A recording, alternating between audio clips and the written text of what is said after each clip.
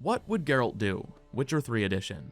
This has been by far my most requested video ever, and after well over 6 months of work, here it is.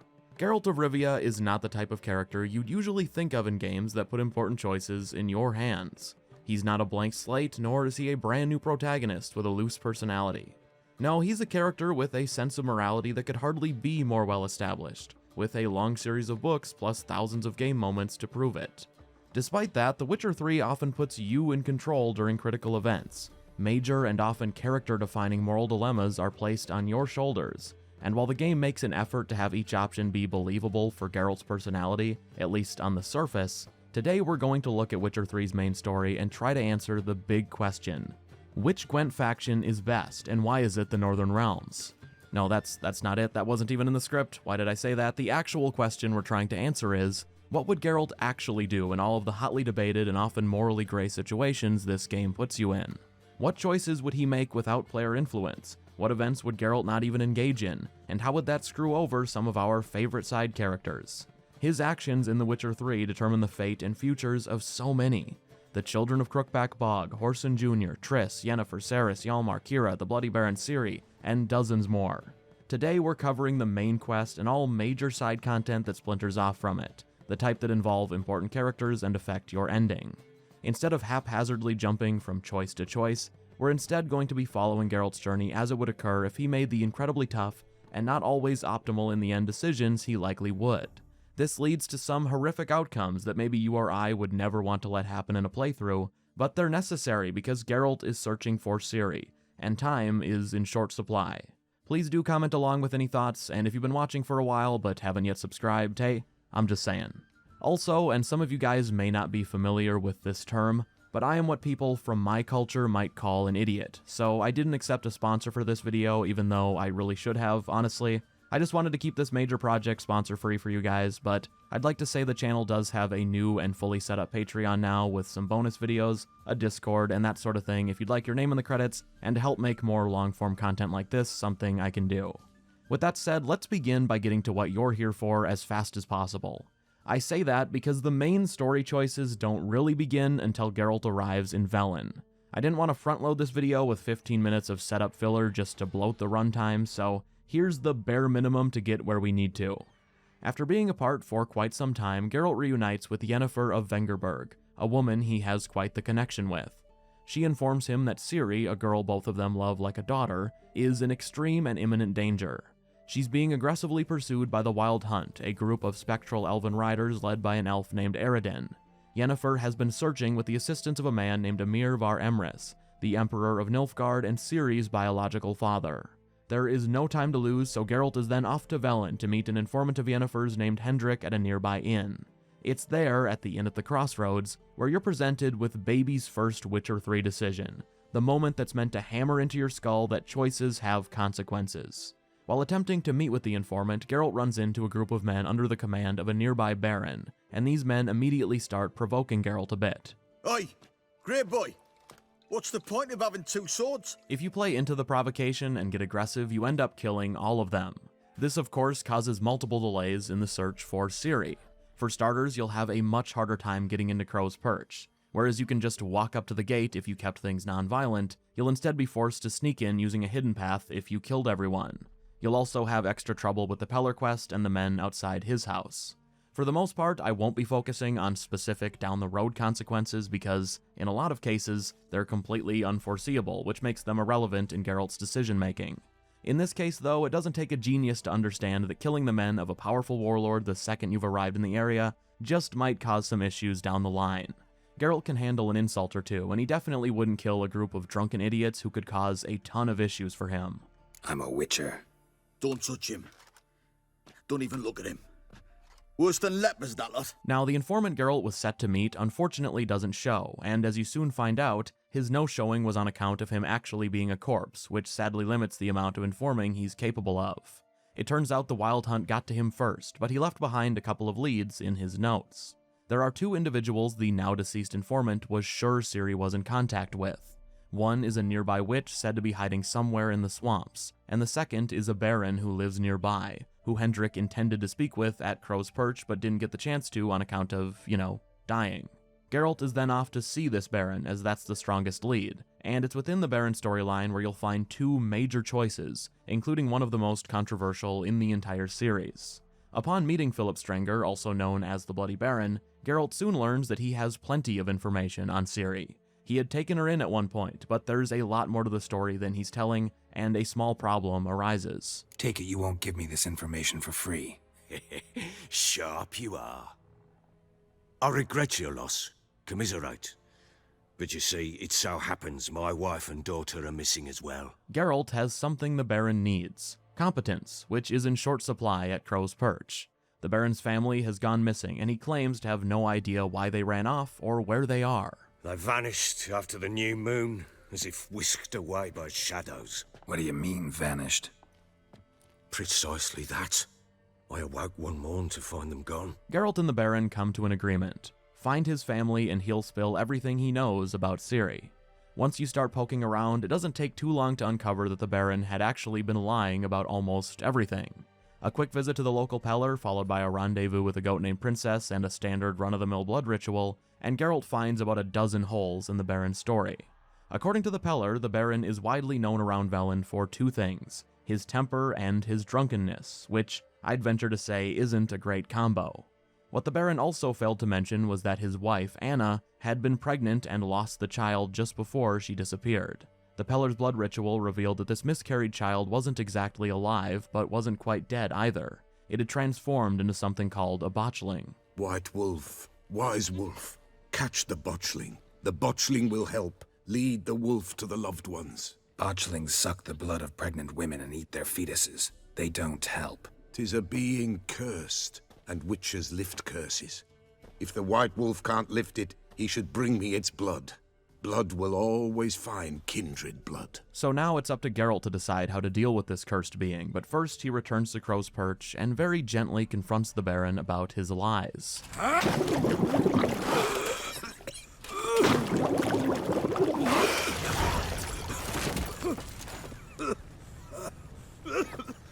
We need to talk. Geralt gets an admission that almost the entire family story was fabricated and a waste of his time. The Baron never thought his family had just up and disappeared for no particular reason. In fact, he knows way more than he originally let on. I'd been soaking myself 3 days straight. Anna came to me, said they were leaving. I begged them to stay. She refused to hear it. I tried to stop her. She wriggled like an eel. We struggled. She fell. This struggle led to the loss of their unborn child, or at least that's what the Baron and therefore Geralt think at this point in the story. It's now showtime, as what remains of the Baron's child is in monster form nearby, and Geralt will soon need to make a decision on how to rid the world of it. There are two options. One is the faster, less risky way, aka just killing it. The Peller would then be able to use blood from the creature to give Geralt the same information he's hoping he might get from the riskier method, which is based on a combination of old Witcher legend and an ancient elven custom. Geralt had only ever heard of one Witcher performing it successfully, and it requires the highly dangerous botchling to be transported to and buried in a freshly dug grave, located at the threshold of the Baron's castle. A ritual must be performed, followed by it being watched over for a full day and night, and then, if things go as planned, the botchling will transform into a lubberkin, a friendly, peaceful spirit that could lead Geralt closer to the Baron's family. If this method doesn't work, well, it's all over. And I'll dig the grave at my threshold.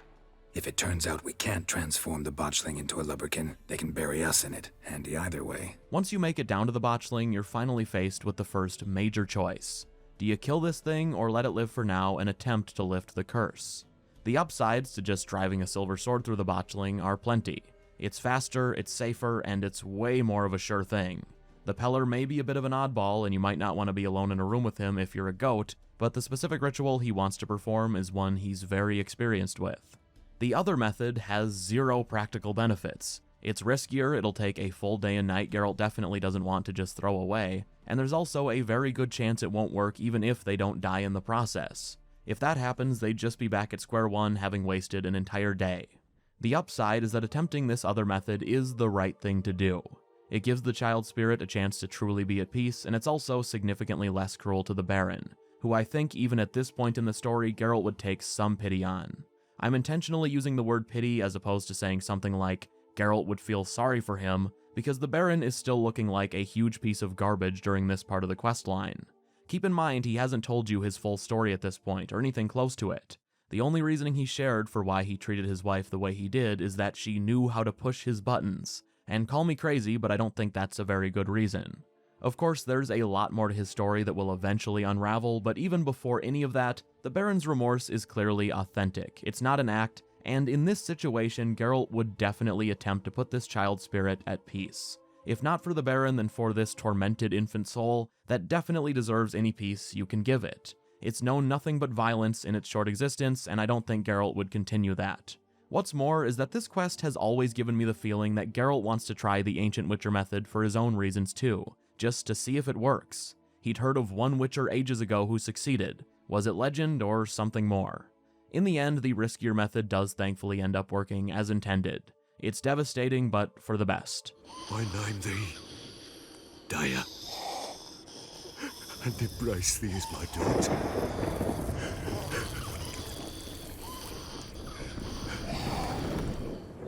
The Lubberkin, again the now peaceful spirit of the Baron's child, then leads Geralt to a nearby fisherman's hut.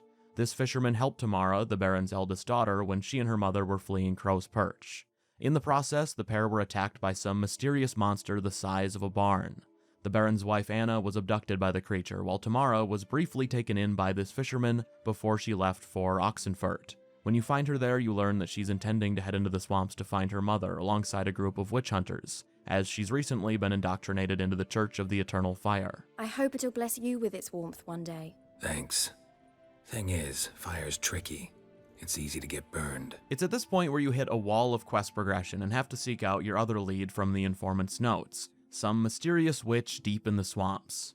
Of course, this sort of turns out to be Keira Metz, but not really. While Keira is the witch the informant was trying to find, he was wrong in that she isn't who Ciri had a run-in with. Keira has no idea where Ciri is. She hasn't seen her since the events of the books.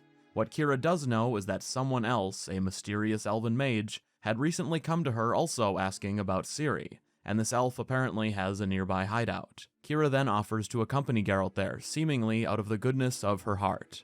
It's at this hideout that you run into Nithril, a wild hunt warrior, and after he's taken care of, you learn a bit more about the witch Ciri apparently had a run-in with. Turns out it wasn't a singular witch, it was 3 crones from a place called Crookback Bog.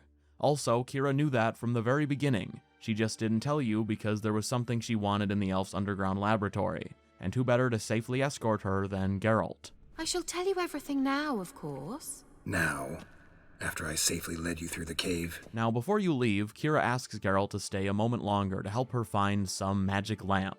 While I do think Geralt would help and not abandon Keira in the cave, especially at the last minute, she has another request once you've found the lamp and have made your way back above ground. I've a favor to ask you. So, visit me sometime? I feel pretty confident in saying that Geralt would not stop and pause his search to visit Keira, not now or any time during what's left of the Velen storyline. By this point, Geralt has already been in Velen for roughly a week, and it's only just now that he finally has his own lead on Ciri. Up until this point, he's just been getting drip-fed information from the Baron, but now he knows that Ciri had some sort of run-in with 3 highly dangerous witches deep in the swamps, witches that this elven mage whose lab you just searched tried to warn her to avoid. There's no time to lose, and from Geralt's perspective, Ciri could very well be at his fingertips, so he's headed straight to Crookback Bog. Don't worry though, we'll revisit Keira and her storyline later. In that case, I shall be waiting. Very soon, Geralt will face the biggest decision he'll make in Velen's main story, and the path directly to that choice begins when he leaves Keira and arrives to the Trail of Treats. This trail is where peasants send their unwanted children away to the Ladies of the Wood, aka the Crones, where the children are said to never want for anything ever again, for the ladies are so kind and generous. By generous, I assume they mean with the seasoning they use. At the end of the trail, Geralt finds a group of children being cared for by some crazy old lady who claims to be their grandmother. They all say they haven't seen Ciri, but one of the kids says he has a friend named Johnny that might have. The Gran then gets angry and cuts Geralt off from that child, but after a small diversion from the other children, Geralt gets the information he needs. This Johnny did have a run-in with Ciri, and he lives very nearby. There is a little meadow on the edge of the swamp. This strange tree grows there. Look around. You'll see him. It turns out that Johnny isn't another child, but instead a godling, a harmless childlike creature. After helping Johnny out with a problem, the crones had stolen his voice, he reports that he had briefly spotted Ciri several days earlier when he was in the middle of his favorite activity. Defecating to the sunrise, downright glorious. Suddenly, heard a bang, so loud it couldn't have been me. And that lass appeared, out of nowhere. All Johnny saw was Ciri teleporting into the swamp and rushing towards the huts where the children live. That is all he knows, at least on that subject, but Johnny also shares a little more info on the so-called Ladies of the Wood, information that's important to keep in mind. Apparently, they can be vindictive and cruel, but they're known for one thing: keeping their word, so long as you choose yours carefully when making a request. They're also very aware of every little thing that happens across Velen, which is perfect for Geralt's needs. Now, because Johnny saw Ciri run towards the orphanage, Geralt is starting to suspect that the old lady known as Gran might have more information than she's sharing. Johnny goes to bat for Geralt and convinces Gran to get him in contact with the crones themselves, as she has some connection to them. His lass is missing. Perhaps the ladies can help find her, eh? Well, since you put it that way, Johnny, I'll help him. Come with me. Things go a little differently than expected. Gran doesn't take Geralt directly to the crones, but instead performs a ritual allowing them to speak through her using a tapestry. It turns out they have exactly the information Geralt is looking for, but believe it or not, they're unwilling to give it up without something in return. Geralt lends them an ear and they tell him what they want. Apparently, a dark power has been tormenting the nearby village of Downwarren, soaking the land in blood and feeding on the villagers' suffering. Kill it, and they offer to tell all they know on Ciri. Geralt agrees to look into the matter, and he's then given a dagger and sent to Downwarren, so he can speak with the alderman for more information. Nice village. Aye, A real pearl of the swamps.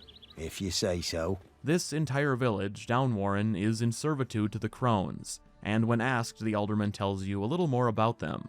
What he says is very similar to what Johnny said, just worded a little more nicely. When they play by the rules, the crones treat the villagers relatively well, answering prayers and pleas. Because of this, the village of Downwarren has historically been much better off than most others in Velen, with plenty of food to eat and very little sickness.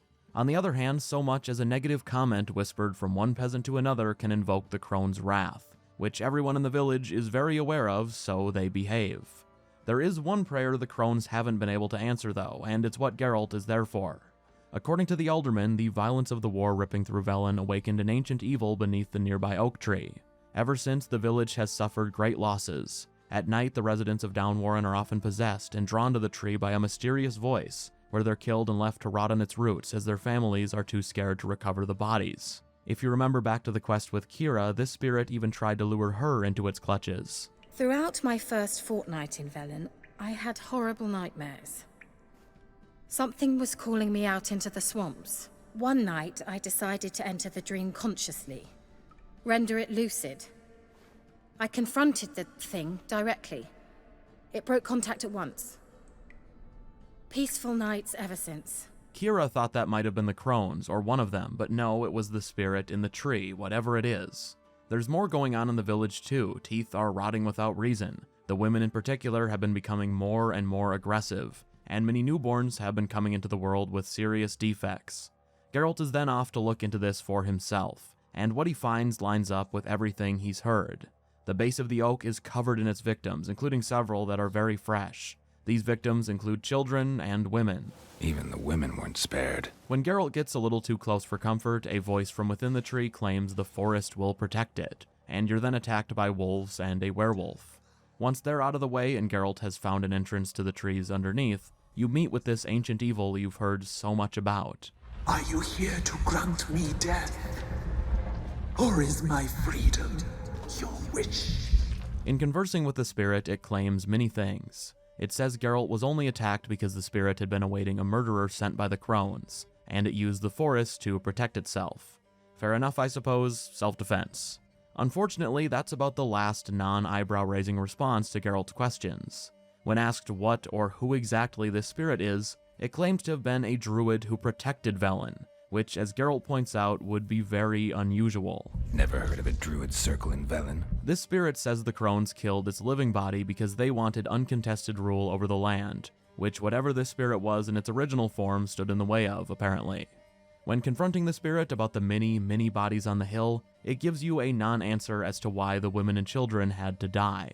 As Geralt rightfully says, there's no self-defense claim there, and the spirit can only say that their deaths aren't relevant because in nature, all death is equal. It's a pathetically obvious attempt to avoid the question, because now that you've broken through its outside defense, the life of this thing is in Geralt's hands. It's at this point where the spirit, absolutely out of nowhere, makes a claim that the children of Crookback Bog are in imminent danger. According to it, they've been taken by the crones to Ard Serban, aka Bald Mountain, and only it, if freed, is fast enough to save them. The spirit refuses to give you any more information, and then you have to make a choice. Kill the thing or let it loose, or you can say you need more time, but we'll swing back to that. I'm gonna cut straight to the chase here, and then I'll explain after, but Geralt would not set this spirit free. For the most part with this video, you won't hear that confident of a statement come out of my mouth with such heavily debated choices, but this one is different. Now, it's important to stress, I'm not making a commentary on what you should have done player-wise, or on which eventual outcome is easier to live with, only what Geralt would do in this situation with the information he has. The facts are, all this spirit can throw at you are words, very few of which add up, and most make even the thought of freeing this thing terrifying. This ancient, unknown dark power is constrained in a prison it was clearly placed in for a reason. Yet even while weakened and restrained, it's still capable of, and frequently engaging in, confirmed acts of evil. What's more is that almost every word out of the spirit's mouth up until this point has been highly questionable. Everything it said has been eyebrow-raising to Geralt, and he knows for sure this spirit has been luring and then ending the lives of men, women, and completely innocent children. And again, that's while it's locked up and meant to be stripped of its power. Setting this thing loose could mean the deaths of hundreds, thousands, or worse. You have no idea what freeing it could mean, and doing so without more information is arguably the most irresponsible choice Geralt is capable of making in any of the games, outside of turning down the Gwent tutorial. As it is, Geralt has absolutely no idea whether the spirit is even telling the truth about the children being in danger, or that it has any intentions of saving them if freed. At best, you are letting loose an unknown entity that murders people. At worst, you're setting free an ancient dark power that could wreak havoc on the entire continent, all in the hopes that this thing that has infinite reasons to lie is telling the truth about the children being in trouble, and that it's willing to save them due to its own code of honor. Again, I'm looking at what Geralt knows in the moment, and even if he knew the truth was being told, which he doesn't, he'd get out of there and try to save the children himself before ever releasing this spirit from its prison. I don't believe you, spirit. Too many claim you're evil. Your words alone, not enough. Dare harm me, and against you will rise all the powers of nature. Of course, this has consequences, as does the other option. Now, I have to address that yes, you can also say you need more time, but really that option only exists because you can find the tree much earlier than when Geralt naturally would. You can head straight to it the second you arrive in Velen, and kill or free the thing with close to no information. The option to leave and come back is there because you might realize this choice is likely part of something bigger, or that you're missing info. Outside of that situation, it's awkward for that option to even exist, and in the context of when Geralt would come across this spirit story-wise, leaving makes no sense. Sure, you can do it, and in-game it takes 5-10 minutes to run to the bog and back where you'll find nothing, but real travel time we're talking a couple of hours minimum, whereas the spirit's only bargaining chip for survival is its claim that the children are in immediate trouble and it's faster than you. No, I don't think Geralt messes around, he does what he's there to do, and gets back to the bog as quickly as he can. Upon leaving the tree, Geralt again crosses paths with the alderman and a few other villagers who are inspecting the werewolf you slew. They're clearly relieved that the torment is over, and it's then that you collect a form of payment, which the crones mentioned earlier upon giving you the dagger. The payment they wanted turns out to be the alderman's ear, which the crones need for their collection and so they can hear more that goes on across Velen. Once Geralt returns to the orphanage, the crones, looking very differently from their tapestry appearance, are ready to talk, and the children are indeed gone. Your children are plump as piglets, sweet as caramel. You're not given much information beyond that, unfortunately, and the old lady of the bog is understandably upset. They punish her slightly using a burn symbol in her hand, and it's here where Geralt realizes that Gran is actually Anna Strenger, the Bloody Baron's wife. You see, the fisherman Geralt met earlier, the one who sheltered Tamara, described a symbol glowing on Anna as she was abducted into the swamp, and Geralt immediately makes the connection. I know that mark. This is Anna, the wife of the Baron of Crow's Perch. This is also where it's revealed that the death of the Baron's child wasn't actually his fault, at least not entirely. Their struggle while the Baron was drunk wasn't the full cause of the miscarriage, certainly not in the way the Baron thought it was. Instead, long before that, Anna had made a pact with the crones, a year of service in exchange for them ridding her of the child she didn't wish to carry, because she hated her husband that much. A fruit ripened in her womb. A fruit sprouted from seeds sown by a man she detested. Unfortunately for Anna, she didn't choose the words of her request carefully enough, and instead of simply disappearing, the child remained for a time, losing its strength while also sapping Anna of hers. This led the Baron's wife to seek help from the Peller, who gave her a talisman that warded off the crone's magic. This talisman worked as intended until the fight with the Baron, when it flew off of her neck without her noticing, breaking that protection. That's why everything happened right then and there. The Baron woke up to find his child's remains, thinking it was the fight alone that caused it, and that's also why Anna was abducted the moment she and Tamara chose to flee Crow's Perch. She thought she still had the talisman and would be protected, but was wrong. This talisman can be found by Geralt during your first ever visit to Crow's Perch, although of course he has no idea what it is at that point. Some sort of folk talisman. Protective. Question is, against what? By the way, if you've ever wondered why Anna looks so old, that's why. The child sapping her energy aged her greatly. She's supposed to be about 40, but looks 60 plus, maybe 70. I've seen people say the reason she looks old is because she's been living in the bog, but she's only been there a short while when you meet. And while admittedly I don't know that many women in real life who live in a bog, I'm pretty sure it doesn't age you quite that quickly. We'll get back to the Baron's wife and how Geralt would handle that situation in a moment. For now though, the crones are happy Geralt has taken care of Downwarren's problem, though they give him little information on what the spirit was. You've rid the world of a great evil. They're also willing to hold up their end of the deal, telling you what they know of Ciri's recent activity. After she landed in the swamps and was spotted by Johnny, she ran towards the huts where she was greeted by the crones. We cared for her as best we could. Like she was our own daughter. Their words here are a little twisted at first, but eventually you get the real story. They took Ciri in for one night, but only because they thought she looked tasty. When they figure out who she is, they then intend to only eat modestly and hand the rest over to the Wild Hunt General Imlerith. Sadly, their plans for an Elder Blood barbecue are ruined when Ciri overhears them and takes off into the night.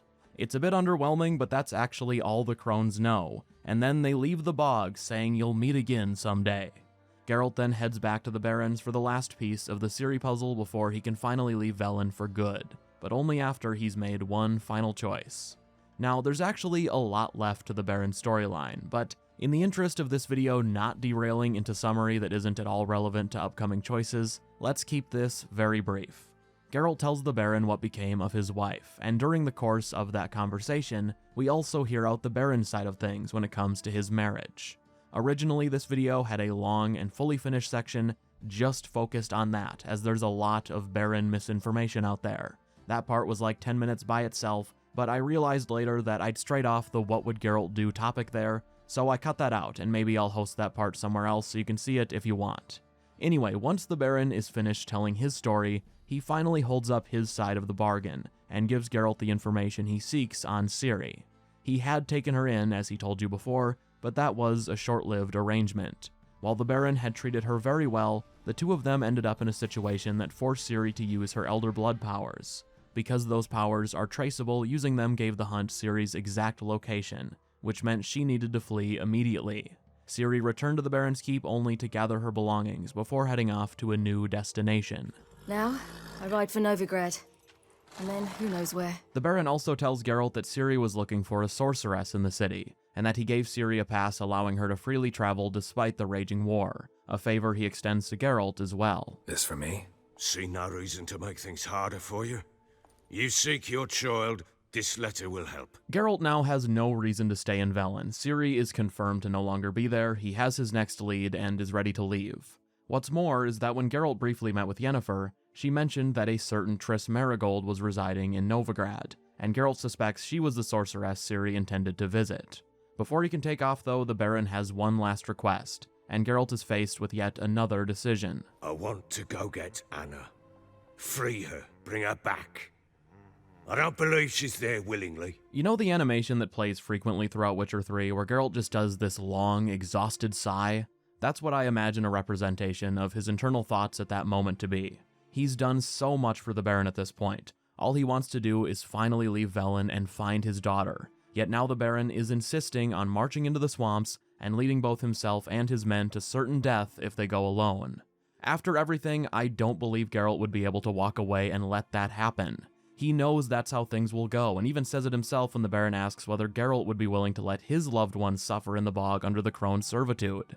Geralt replies, "No, I would not, but I'm a witcher, aka I can handle it, but you and your group of drunken buffoons absolutely couldn't." I firmly believe Geralt would help here. Would he want to? No, but he knows full well the consequences of walking away. What's more is that the Baron is offering generous payment in exchange for Geralt's help, and at this point Geralt has to be low on funds, and he knows that eventually he'll need to somehow pay for a ship to Skellige, because that's where Yennefer is waiting to hear the results of his search, and for Geralt to help her look into another lead. Now, there are no choices to be made when rescuing Anna. It's more of a tour of consequences. You see that Down Warren is okay, whereas all the villagers other than one would have been brutally murdered by the spirit if you freed it. And Geralt also ends up in a situation where Anna survives. She only has a few functioning brain cells, but she is alive, and there is some hope for a cure. From Geralt's choices, by my best interpretation, the storyline concludes with the Baron making this heartfelt promise to his daughter. I will not touch drink. I will find the hermit. And once she is herself again, we will find you. Swear it. You have my word, child. That takes us to the end of Geralt's journey in Velen. There is nothing else worth further delaying his search for Ciri, so it's off to Novigrad to find Triss. Hopefully this video hasn't been a mess so far. If you've been enjoying, hey, think about leaving a like so YouTube's goofy-ass algorithm determines my content worthy. Now, the first major choice in Novigrad is buried a couple of hours into the city's storyline, so let's very quickly summarize what's relevant to the upcoming choices before the first one appears. Upon arriving in the city, Geralt quickly finds out just how bad things have become for mages and non-humans. Stake burnings in the middle of town square have become a common sight, most of which are carried out by Caleb Menga, head witch hunter. Special pie for you, freak. Nice, slow burning. Geralt finds Triss quickly enough, and it's very apparent that life trajectory-wise, she has hit rock bottom. Whereas just over 6 months ago, she was a royal advisor to the King of Temeria, Triss has now been driven out of her modest home in the city and has been forced to take on the absolute lowest of the low jobs just to scrape by. For example, pest extermination, which Geralt helps out with as the two catch up. How's Yen? Not bad. Asking about anything specific? Never mind. I got my answer. Despite her situation, Triss agrees to do whatever it takes to help Geralt find Ciri. But just like Keira, she doesn't know anything, as she too hasn't seen Ciri since the events of the books. Triss does know of someone who might be able to help though, an Oniromancer named Corrine Tilly. Put simply, an Oniromancer is someone who can predict the future and read the past using the power of dreams. Triss gives Geralt the Dreamer's location, as they'd apparently taken a job from a wealthy banker in the area, and he's then off to visit Corrine. He runs into a problem and a choice before he can speak with her though. The rich man Triss mentioned turns out to be the purchaser of the home Corrine is in, which is supposedly haunted, and he's waiting outside the place when Geralt arrives. Corrine had apparently been in the home for days longer than expected, attempting to dream its history to reveal the evil that apparently lurks within. The banker is too scared to go inside and see what's going on, and when Geralt heads in and finds Corrine, it's obvious something is not right. You witness a strange creature standing over her as she sleeps, and after it disappears without a trace, Geralt notices that Corrine's dreams are far from peaceful, and she seems unable to regain consciousness. The mysterious creature then plays a little game with Geralt to lead him down to its hiding spot, and what do you know, it's another godling. Scared you, didn't I? Could tell you was scared. Big brave man scared of wee little Sarah. Ain't that funny? Sarah, as it turns out, is the cause of the so-called haunting that's been going on. The home had been decaying and abandoned for some time, so Sarah moved in, and when the banker bought the place, she decided to pull pranks on whoever entered to scare them off. Her latest venture has been sending a constant stream of fake dreams to the Oniromancer, keeping her asleep while she makes up a horrific backstory for the place. Sarah thinks this is just a wholesome prank and good fun because she loves to have nightmares, and she thought everyone else felt the same way. This situation isn't all that serious, but it is a problem for Geralt because he needs to talk to Corrine, which he can't do if she's in a nightmare trance. He then has to decide how to deal with Sarah. Option 1, make a quick deal with the Godling. He'll tell the banker the house is too haunted to save, and in exchange, she'll wake Corrine immediately. Option 2, go through the process of driving a Godling away, which means Geralt will need to leave and come back so he can get the materials he needs. Now, before I say anything else, let me present to you what Geralt says to Sarah early in the conversation, prior to you making any dialogue choices. I'll not her wake neither. I can do that, you know. Funny, isn't it? Very funny. Thing is, I gotta talk to the Dreamer, so I'd like you to let her wake up. Geralt just wants to get this talk with the Dreamer over with. He's already skeptical of the idea when Triss makes the suggestion, and this Godling's mischief is pretty harmless in the grand scheme of things. If you read the bestiary, that's exactly how they're described. Harmless. Even when Sarah is describing her fake haunting scheme, Geralt clearly just thinks it's amusing, and that's not related to a dialogue choice. That always happens. Last I checked, Geralt was a witcher, not a landlord. Who cares about some random banker who, by the way, does not make an offer to pay you? And ultimately, I just think this choice comes down to whatever is faster for Geralt. I think he'd just make a quick deal with Sarah so he can talk to Corrine without delay. You're awfully nice, you know. I don't hear that often. Thanks. Now go wake that sleepyhead. I won't stop her. She'll get up. Once she wakes up, Corrine's method gives Geralt a brand new lead. While in Novigrad, Ciri had apparently crossed paths with Dandelion, an old friend. According to Tilly, he had also recently taken over the Rosemary and Thyme, a nearby inn that Geralt sets out to visit. Upon arriving, he does find an old friend, but not the one he's looking for. Geralt, in the nick of time, as always. You know how this goes by now. Dandelion is missing too, and the search for him leads to a Triss-related decision that has a lot more to it than it usually gets credit for. What leads to that choice, though? Well, Geralt is led to a new and mysterious woman Dandelion had been seeing. Her name is Priscilla, and she's a traveling Trobaritz, an actress with an important lead for Geralt. As it turns out, Dandelion had been planning some sort of heist, with the intention of stealing the treasure of one Siggy Reuven. Reuven. What's he like? Tall, fat, dangerous as hell. If that description didn't tip you off, Reuven is actually Sigismund Dijkstra, who Geralt has quite the history with. Priscilla says Dandelion planned the heist to help someone. She doesn't know who, but of course that person was Ciri. The night the heist was meant to take place, Dandelion disappeared, and according to Priscilla, nobody in town seems to have heard anything other than knowing that Dandelion angered a man named Whoreson Jr., one of the 4 rulers of Novigrad's criminal underworld. Also among those 4 is Dijkstra, and once Geralt heads to his bathhouse to see what he knows, you run into 2 of the other 4. Carlo Varese, aka Cleaver, and Francis Bedlam, also known as the King of Beggars. Whoreson Jr., the man Geralt is now looking for in connection to Dandelion's disappearance, is the only one missing. Shocker. That said, Carlo seems to think Whoreson is out to kill the other 3. There was a brief attack on Dijkstra's bathhouse right when Geralt arrived, and the dwarf is convinced Whoreson was behind it. Whoreson's out to get us, and he'll succeed eventually. We've got to kill him first. Before heading out, Cleaver tells Geralt that if he needs help finding Whoreson, he should talk to him first. Now, Dijkstra also believes that Whoreson was behind the attack, but in his case, he's positive Junior isn't working alone, and that someone higher up is involved. Your next 3 destinations are Junior's house, casino, and the underground arena he controls. Before you can leave, though, Geralt has one final question for Dijkstra, asking him what he knows about Dandelion's whereabouts. Any idea what might have happened to him? I reckon he's at the bottom of the Pontar, trussed up with the strings of his own mandolin. Loot.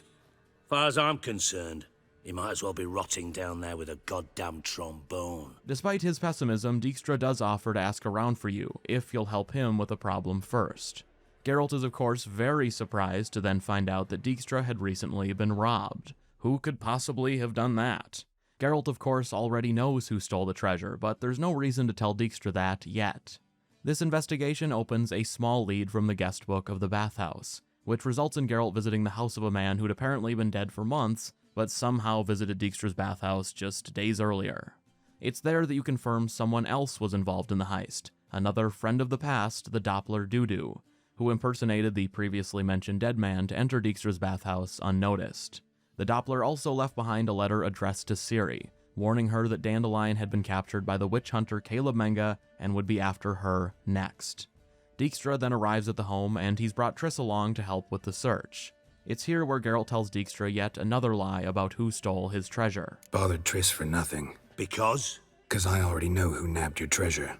Commander of the Temple Guard, Caleb Menge. To be fair, this is a lie with a twist. No, Menge didn't steal the treasure, but all signs point to him being the one most likely to have it, considering he captured Dandelion after the heist.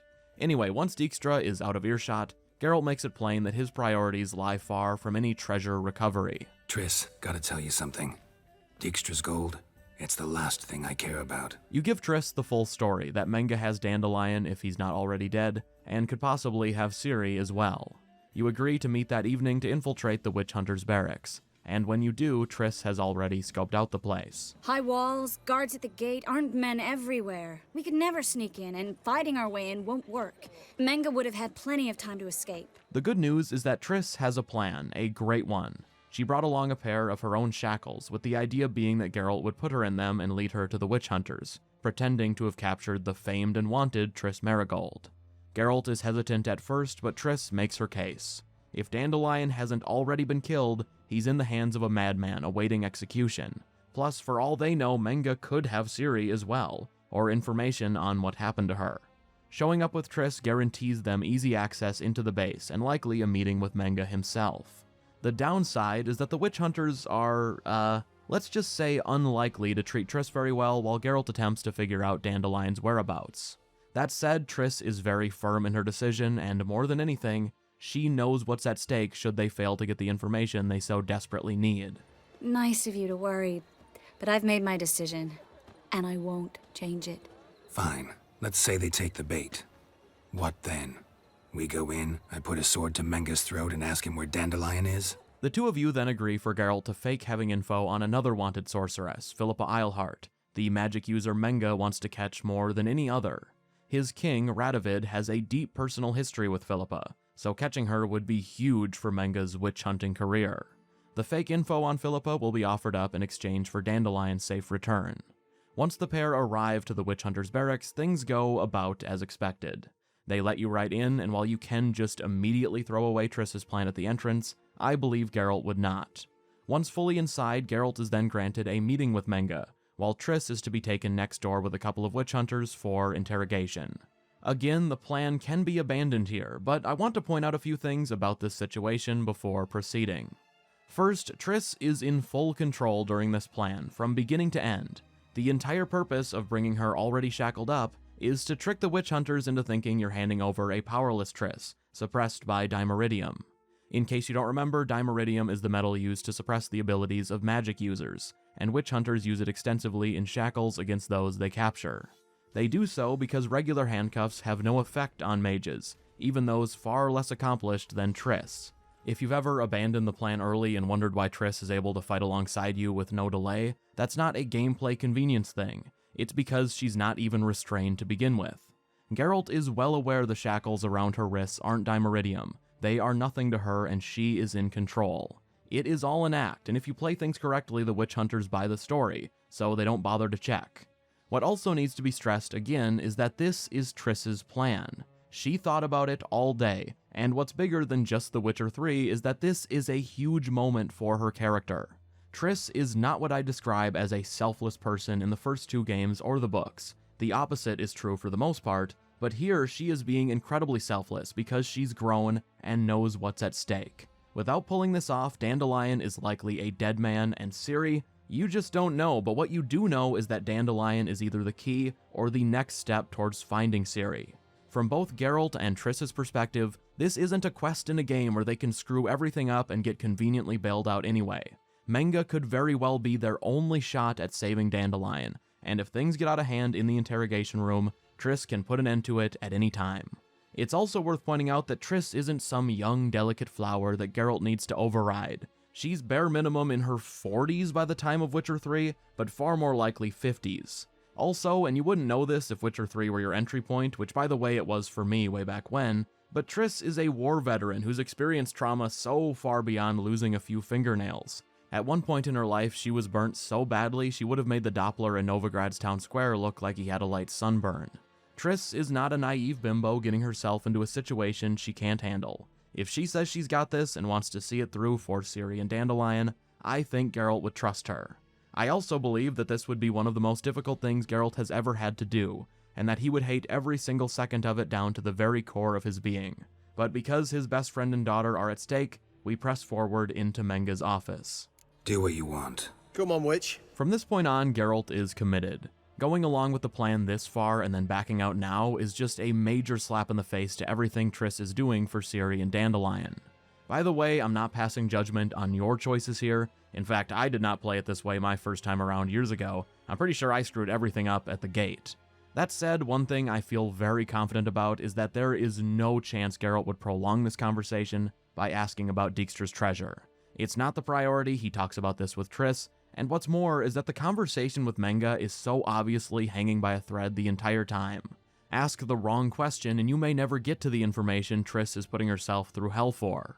Thankfully, it doesn't take too long before Geralt has the opportunity to make his proposal.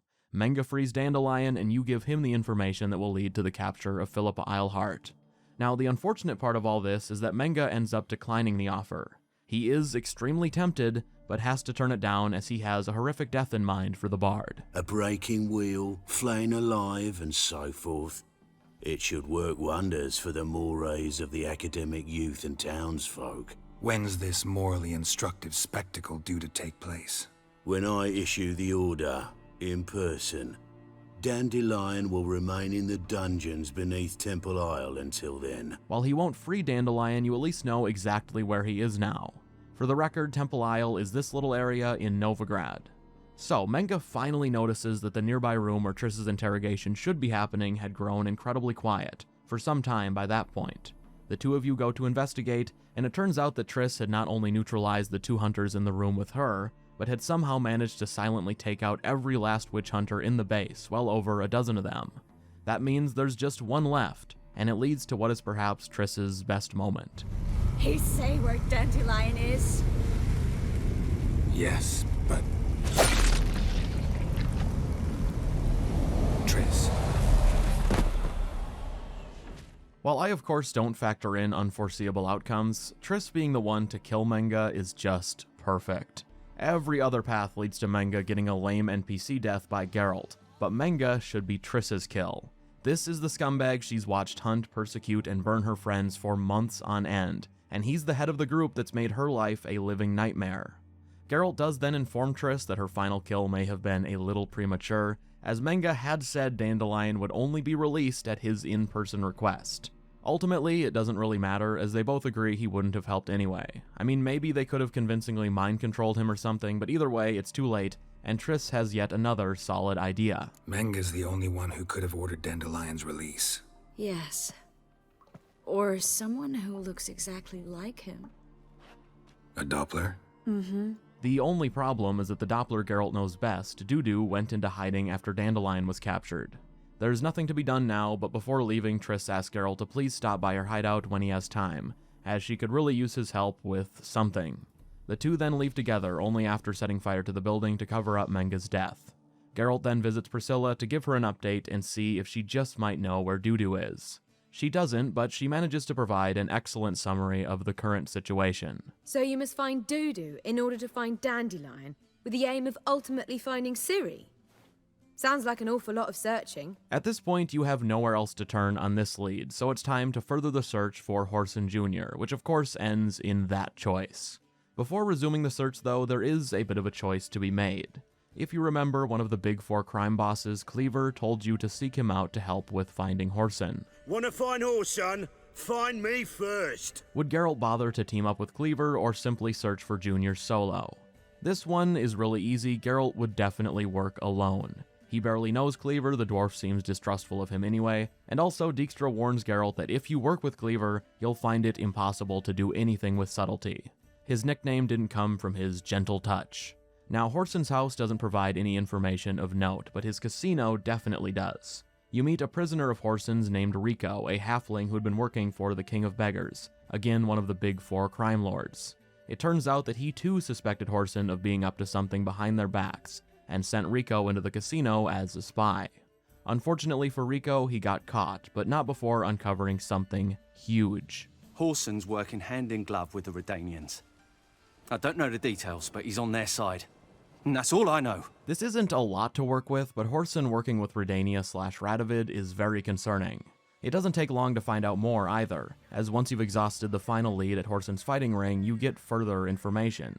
In a letter sent from Menge, you get full confirmation that Junior was indeed behind the bathhouse attack. It turns out that Radovid had ordered Junior to kill the other members of the Big Four, and that assassination attempt you got in the way of was his best effort. This letter also confirms that Radovid has provided a hideout for Whoreson. Somewhere. That means Geralt is out of solid leads yet again. He already needs to find Ciri, Dandelion, Dudu, and Whoreson, but now it's time to make that list even longer because now he's got to track down Radovid, or someone close enough to him who would know where Whoreson's hideout is. Thankfully, Dijkstra wants Whoreson dead once he learns of his betrayal, and he directs Geralt towards someone who might be able to help, an old acquaintance from The Witcher 2 days. Temerian, former commander of the Blue Stripes. Ring a bell? Vernon Roche. He's holed up with his men in a camp near Oxenford. Pay him a visit. It just so happens that Roche, the former Temerian soldier turned guerrilla fighter, has an arrangement with a Redanian contact in the city of Oxenfurt. Very conveniently for Geralt, they have a meeting planned for that day. What are the chances? Even more conveniently, the meeting ends up being one with none other than Radovid himself. And just like Dijkstra, Radovid has no problem giving Whoreson up. He calls it a gesture of goodwill, though he says he'll be expecting a favor in return. And also, Whoreson is of no use to him anymore, so what's it to him to give him up? Radovid tells you Junior is holed up in a nearby mansion, where he apparently has a sick habit. Junior constantly requests fresh women. I hear he doesn't treat them well. Upon arriving and making it past Whoreson's security, Geralt searches the mansion and walks into a very disturbing situation. It turns out that Radovid's description of how Whoreson treats the women he's sent was a massive understatement. Nailed it to the wall. Enter his room and you'll find more than half a dozen women he's treated similarly. Geralt flies into a blind rage and administers a beating that would make the Bloody Baron proud. Once satisfied, Geralt continues the beatdown verbally before he demands Whoreson tells him what he knows about Ciri and Dandelion's whereabouts. Junior obliges, making the claim that a business deal went wrong between them. The pair had apparently approached Whoreson looking to find someone who could repair a device called a phylactery. Junior agreed, but only in exchange for the treasure of Sigismund Dijkstra, which led to the attempted heist. Once it didn't go as planned, Whoreson lost his temper and kidnapped/tortured their friend Dudu. A rescue is pulled off by Ciri and Dandelion, during which Whoreson tries to kill Ciri and tells his men to do the same after he's bested in a fight. Ciri is injured during all of this, but ultimately makes it out alive. That is all Whoreson knows, so now it's time for Geralt to make a choice. Does he let this scumbag live, or ignore his pleas and end his life? Well, if you watched my Witcher 2 video on this topic, you'll maybe remember that during the Henselt section, I said there was a Witcher 3 moment where I felt Geralt was pushed beyond his limits. In both the books and games, Geralt generally doesn't see himself as an arbiter of who gets to live or die. If he's attacked or dealing with a monster known to harm humans, that's one thing. But in most situations like this, where a person, even a bad one, is on their knees begging for their life, Geralt would either walk away or find a solution that doesn't involve murder at his hands. This is a special case, though. By the time Geralt reaches Whoreson Jr., he is already so tired. He's been on the road for weeks, searching and searching for the young woman he sees as a daughter, yet every time it feels like a little progress is made, it's ripped out from underneath him. He's met some that have helped her, some that have harmed her, yet nothing could have quite prepared Geralt for walking into the residence of a man he knows his daughter was in contact with, and finding what he does. His mind instantly goes to Ciri before he's even seen close to the worst of it, and once you've heard Whoreson's story, there's something else that can't be ignored. If Ciri didn't have her powers, or the skills with a sword Geralt had prepared her with so long ago, Whoreson would have done the same thing to her as he had done to the women strewn all about the room Geralt is standing in. Junior dies every time. And that's why I just can't let this go. No. Now, the second Geralt leaves the hideout, he's apprehended by a group of Redanians waiting just outside. It turns out that Radovid had no intention of waiting to call upon the favor he's owed, and once Geralt has been escorted straight to the man himself, he's given a task. Find Philippa Eilhart. That's my wish. Radovid's witch hunters have found a hideout of Philippa's just a short distance away, and despite having many mages in his service and tons of witch hunters at his disposal, Radovid feels Geralt is far more capable. You are the best witch hunter. You've proven it clearly. Sheila de Tanzeville and Philippa Eilhart's plan. You were the one to foil it. I want you to finish what you started. Now, it might seem like the choice here is whether or not Geralt helps Radovid. Does he really delay his search for Dudu and by extension Ciri for this? The answer is yes, absolutely he does, but only because helping Radovid means helping himself. What I mean by that is ghosting the King of Redania here is a dangerous move, one that could easily jeopardize Geralt's entire mission, and by extension, Ciri's safety. Redanians control every road in and out of Oxenfurt. They have a vice-like grip over the Pontar crossing back into Velen, and they're also stationed all over Novigrad, where Geralt has plenty of business left. One arrest warrant is all it would take to put Geralt in a very tough spot. What's more is that looking into whatever Philippa is up to isn't a bad idea to begin with. When there's trouble, Philippa is usually involved, and it wouldn't be a stretch to think that she might know something about Ciri. Remember, most members of the now-dissolved Lodge of Sorceresses are not in contact with each other anymore because of the ongoing witch hunts, so neither Triss nor Keira would have any idea what Philippa has been doing with her time post-Witcher 2. Anyway, once Geralt travels to her underground hideout, he discovers that Philippa's recent actions have been purely personal. It appears that she's been desperately trying to restore her eyesight, which she lost when Radovid relieved her of it. In the hideout, Geralt also finds an important item which he pockets for later use. Crystal from a megascope. Heavily chipped. It's very important to point out that megascopes are what sorceresses use to communicate. Geralt knows this crystal could very well contain extremely sensitive information that shouldn't fall into the wrong hands. Upon returning to Radovid, you again are presented with a choice. Does Geralt hand over the crystal or not? There's no question here, Geralt is not handing anything over to Radovid that could actually aid him in his witch hunt. He looked into the base to get Radovid off his back, and telling him about her attempts to restore her eyesight is enough to do exactly that. Radovid isn't particularly happy with your work, but at least Geralt doesn't have to worry about being thrown in prison. So we've naught to talk about. Farewell. For the record, there are about 10 things you can do with the crystal, but really all that matters is that Geralt wouldn't give it to Radovid at any point. And once he's stepped off the ship, I believe Geralt would take the time to make things right with one other person before leaving Oxenfurt, that person being Roche.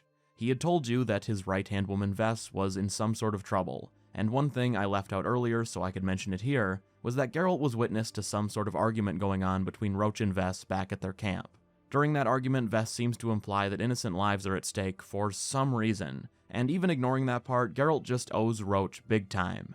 He stuck his neck out for Geralt, no questions asked, and without him, who knows when Geralt would have found Whoreson, as he had no other leads at that point. Now, Roche's situation turns out to be very straightforward. While traveling through Velen weeks earlier, some residents of the village Mulbrydale had helped Roche and his group in some way that isn't mentioned, likely with food or shelter. Some Nilfgaardians learned of this, and Vess caught wind of their plan to execute some of the villagers in retaliation. The argument you caught part of earlier was related to that. Vess wanted to help the villagers, whereas Roche felt it was a battle they couldn't afford to fight. The bigger problem, though, is that in the time between Roche asking you for help and Geralt showing up, Vess had taken off with a couple of buddies to fight the Nilfgaardians by themselves. What that means is she may as well be dead should you back out of helping at this point. Count me in. When you arrive to the village, which is on the opposite side of Oxenfurt and across the bridge a little ways into Velen, you realize that Vess is already charging in with the pair of Roche's men she convinced to tag along.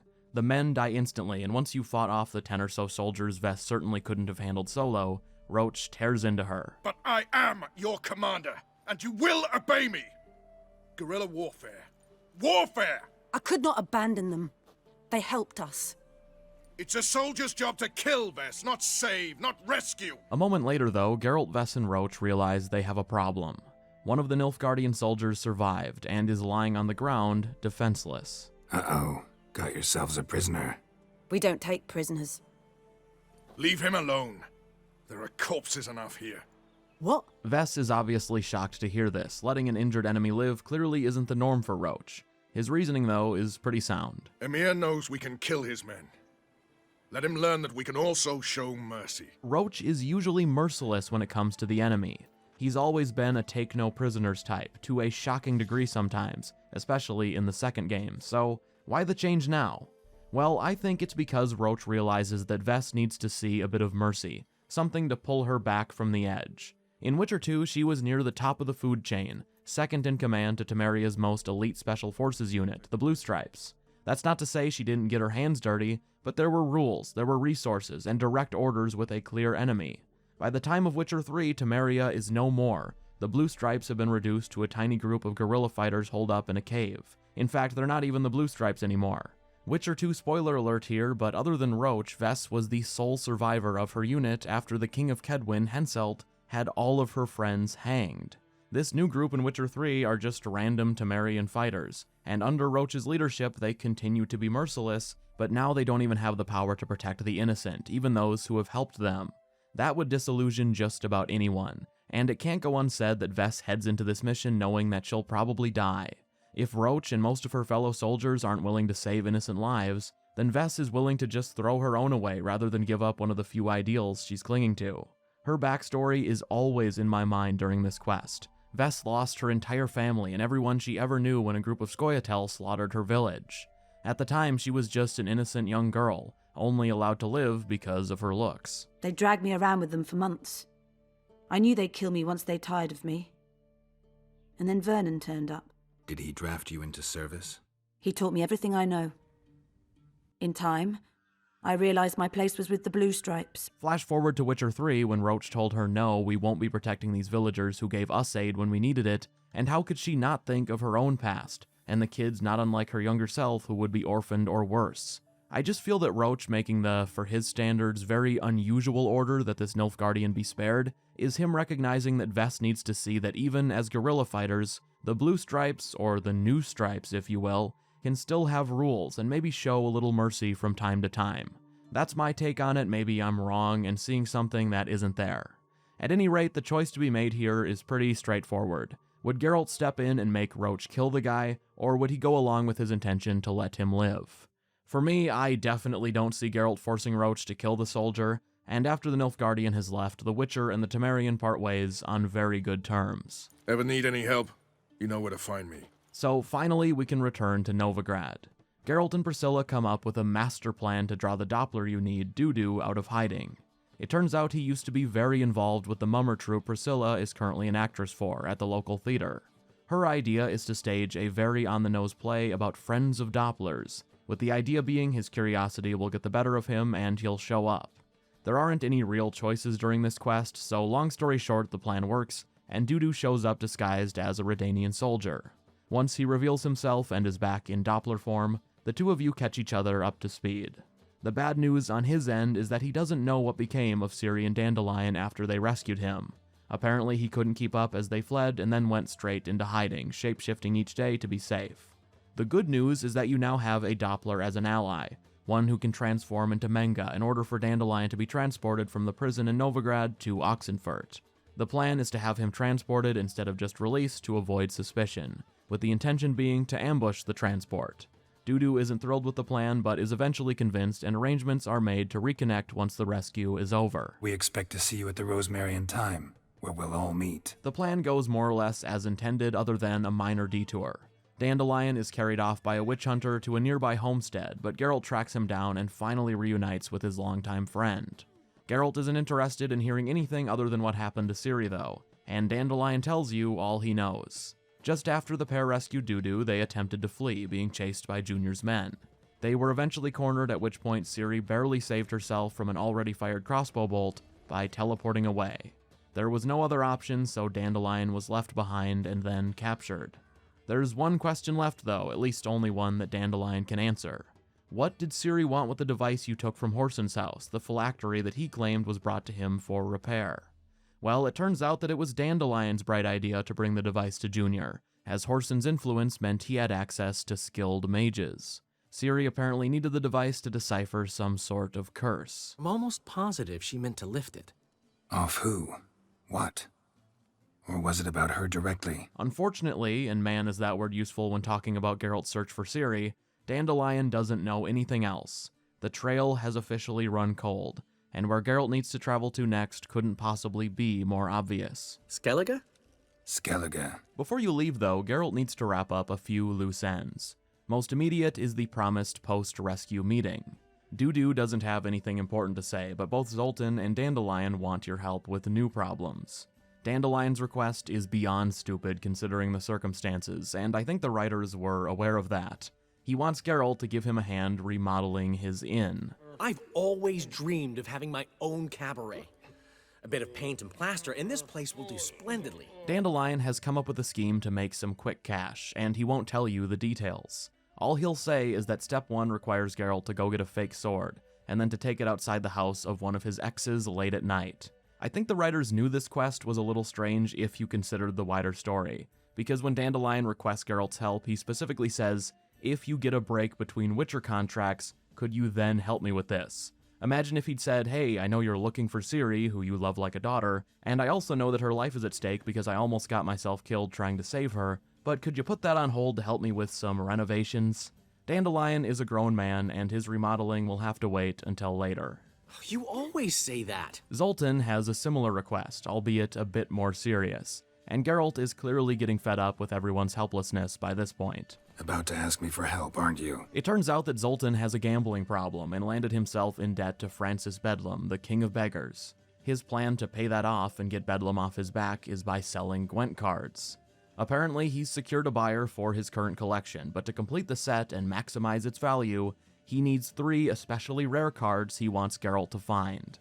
Again, Zoltan, sorry buddy, but you're gonna have to wait. There is one person who Geralt wouldn't forget about before leaving though, because her problem sounded very serious. I'm talking about Triss, of course, and I have to say, her storyline flows way better when placed here than at any earlier point, where you'd be doing all of what I'm about to describe while Dandelion is rotting in prison. Once you visit Triss, she fills you in on her very risky plans. She's taken it upon herself to help the mages of Novigrad flee Redania before the witch hunters track them down. The problem is that her plan requires money, a lot of it, but the good news is that it seems like she's found an immediate solution. Triss received a letter supposedly from a servant of Ingrid Vegelbud, a member of a very wealthy Redanian family. In the letter, the servant said that Ingrid was prepared to give Triss all the money she needed in exchange for a favor. The catch is that if Triss wants any details, she has to show up in person to a meeting in the center of Novigrad. Needless to say, this is a huge risk. It could very well be a trap, and even if it isn't, Triss heading to a busy part of town in broad daylight is beyond risky. She's determined though, and Geralt would choose to help her. As he rightfully points out, it's much safer for him to find the supposed servant to make sure he isn't a witch hunter in disguise. Witchers aren't being targeted, at least not at this point. Now, what follows all flows together really well and very quickly. The servant ends up being who he said he was, and the favor Ingrid Vegelbud is asking for is very straightforward. Evidently, her own son, Albert, had recently taken an interest in alchemy, which is dangerous territory. The witch hunters stationed in Oxenfurt caught wind of this, so he's treading on very thin ice and needs to disappear alongside the mages Triss is helping. Ingrid's plan is to throw a very over-the-top and well-attended masquerade ball as a distraction, and in the wake of all the partying, she needs Triss to sneak Albert away that evening. Geralt offers to attend in case things get out of hand. Not about to send you into what could prove to be the lion's den by yourself? For the record, Geralt always says that line. It's not related to a choice. Now, the plan for Albert's escape goes off without a hitch. You show up to the ball and successfully sneak the guy out a side exit. Geralt's part in all of this is not quite over though, because Triss still needs help getting Albert and the mages of Novigrad out of the city. Geralt returns to Novigrad a little after Triss because she leaves ahead of him, and when Geralt gets there, Triss is already in another very tough spot. She has her final plan in motion, and almost all of the mages are waiting at a meeting point to be loaded onto a ship, one that Triss hired out using the money from Ingrid. Triss needs Geralt to help clear a path out through the sewers, so the mages can make it to the docks, but first there's a new dilemma.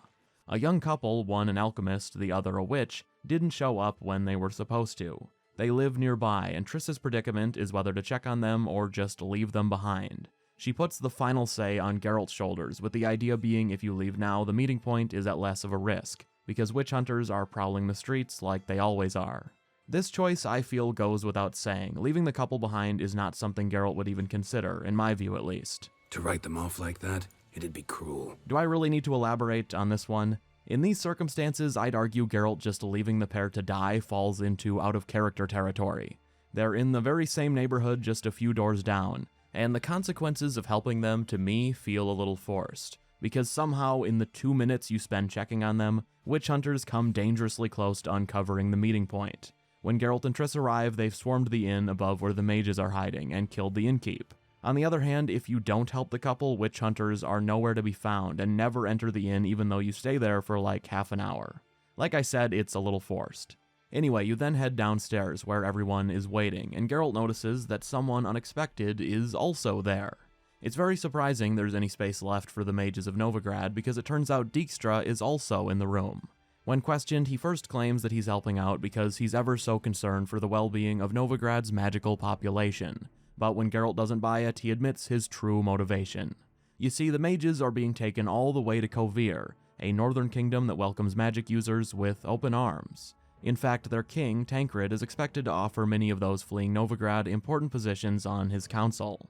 Dijkstra, ever the schemer, is here mostly because he knows from experience that having powerful friends is never a bad thing, and he also has political aspirations of his own, though Geralt isn't yet fully aware of that.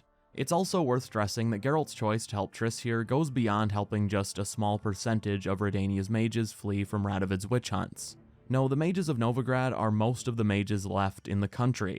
Triss tells you this when you first meet her. After the events of Witcher 2, when Nilfgaard started pushing into Temeria and Radovid started burning witches, tons of mages went to Novigrad because for many years, it had been an independent entity in Redania. Unfortunately for them, their timing was awful, and that independence was eroding as Radovid's hunters began to strengthen their grip on the city. The mages you're helping escape are close to the last of them outside of stragglers. Those in Novigrad are the ones that got themselves cornered in a city where they could hardly step outside. Returning to Triss's plan though, everything goes about as well as could be expected. Geralt goes first through the sewers the mages are able to safely board, and other than a brief run-in with a handful of witch hunters, all is well.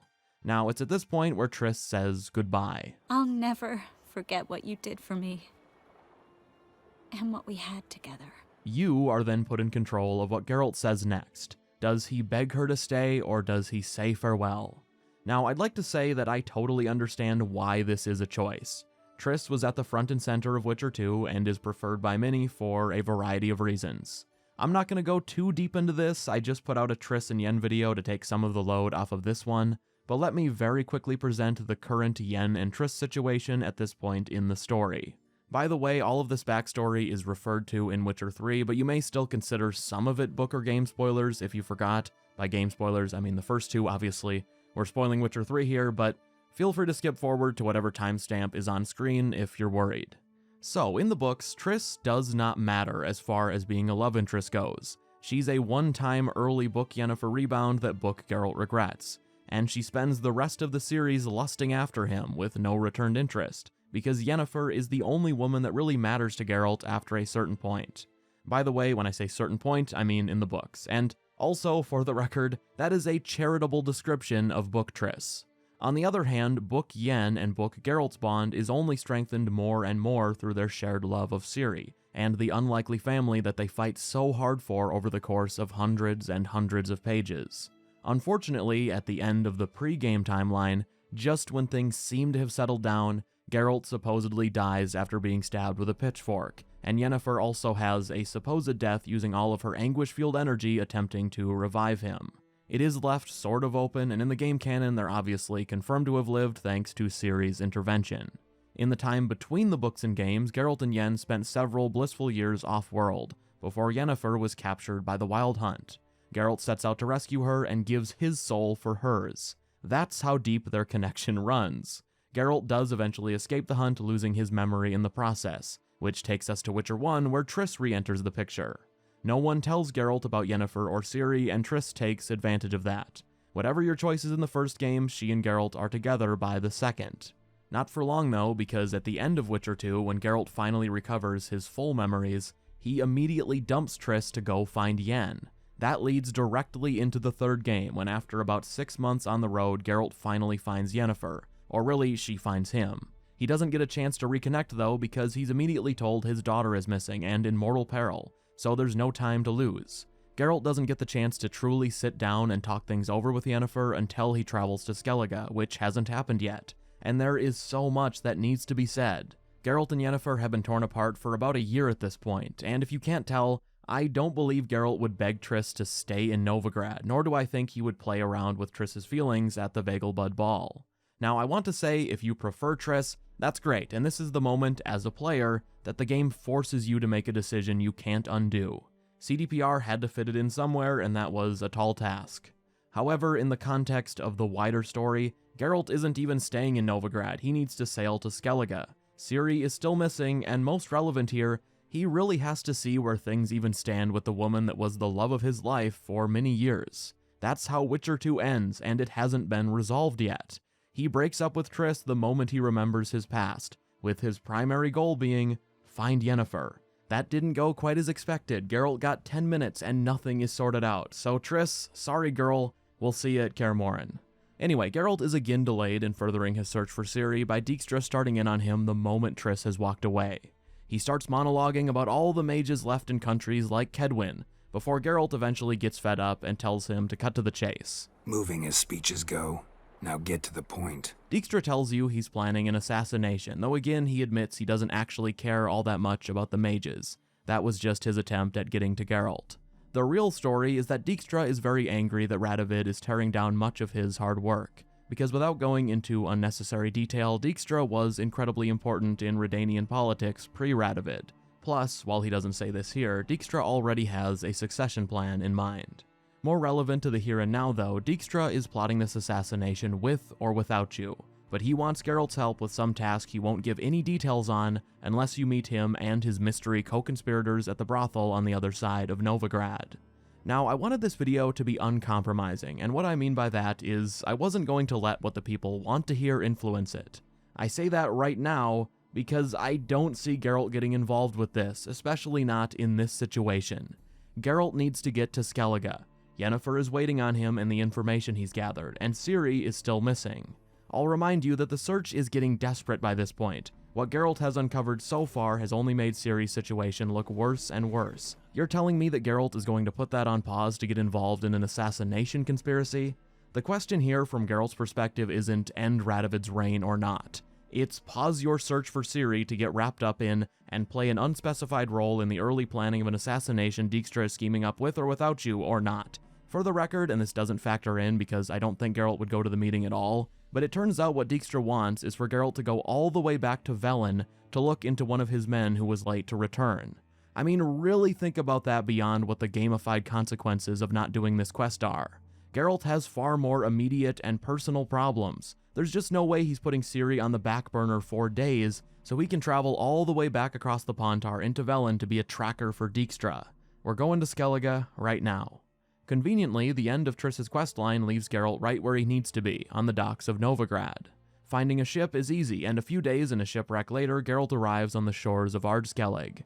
It's just a short ride to the Skellige docks before Geralt is officially reunited with Yennefer in the middle of what should be an unhappy circumstance. You smell wonderful.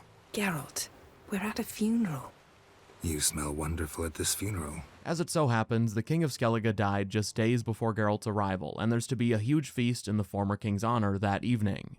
Yennefer wants to attend with Geralt for her own somewhat mysterious reasons. We're not here to enjoy ourselves. What Geralt does know from his brief pre-feast conversation with Yennefer is that she learned a bit more about what brought her to Skellige in the first place. There had been a major magically sourced explosion a few weeks past, unlike anything the druids of Skellige had ever seen. Unfortunately, the head druid Ermion isn't allowing Yennefer near the site. She doesn't want to tell him what it is she's investigating or that it's even about Ciri, even though this Ermion was something of a mentor to Ciri in her younger days. Geralt also knows that Crocon Crate, an old ally of the past and a very powerful man, needs to speak with him about something important. Now, something that never fully sank in for me before making this video was how there is almost nothing to the main plot in Skellige. I don't mean that in a it's shallow way, only that it's extremely short and takes place over the course of less than one day if you handle it how Geralt would. This starts with attending the feast, sort of.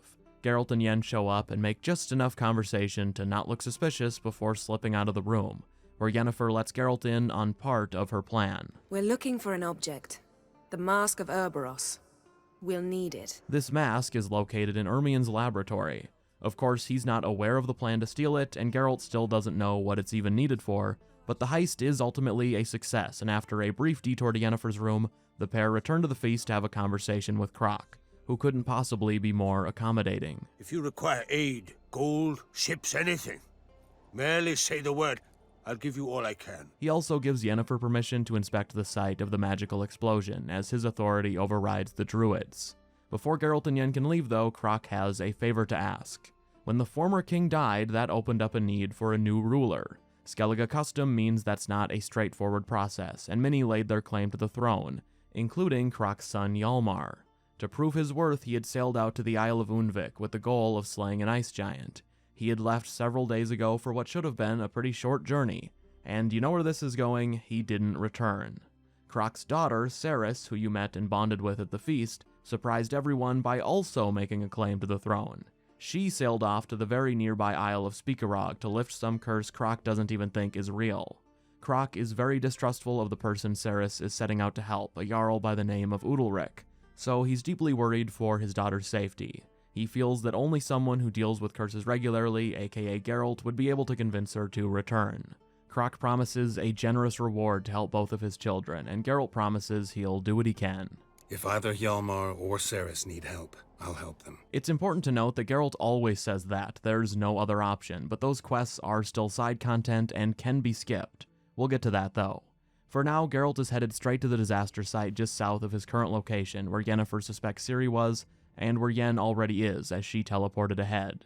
When Geralt arrives, the scene is already chaotic. May all Skellige know, Yennefer of Vengerberg is a common thief! This rant continues for some time, with Ermion getting so riled up that he doesn't notice Yennefer slipping away until a huge storm suddenly appears to the south. She'd activated the mask, unleashing an ancient fury in order to use its one-time ability of projecting visions of past events. While the druids all attempt to calm the storm, Geralt and Yen confirm that Ciri had been there alongside someone else, a mage. They'd faced off against a few riders of the Wild Hunt, with Ciri's companion unleashing some sort of magic attack that destroyed the forest. In the chaos, Ciri ended up getting injured and teleported to Velen, and her mage companion was forced to flee via a second portal. His trace path leads to Velen as well, but the target coordinates of his portal differ from those of Ciri's. The explosion must have disrupted his teleportation. So you now know that Ciri and someone who appears to be an ally were both in Skellige, but fled to different areas of Velen. You also know from Keira that an elven mage had been searching for Ciri there, and it doesn't seem like much of a leap to assume it was the same mage you just saw visions of.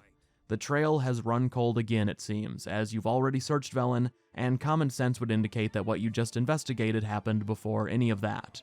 Thankfully though, Ermion saves the day once he's calmed down a bit. He tells you that the hunt appeared a second time on the Isle, weeks after the explosion you just investigated. They'd raided Lofoten, a village located on an isle just to the east. When you teleport there with Yen and speak to the survivors, you thankfully get another solid lead.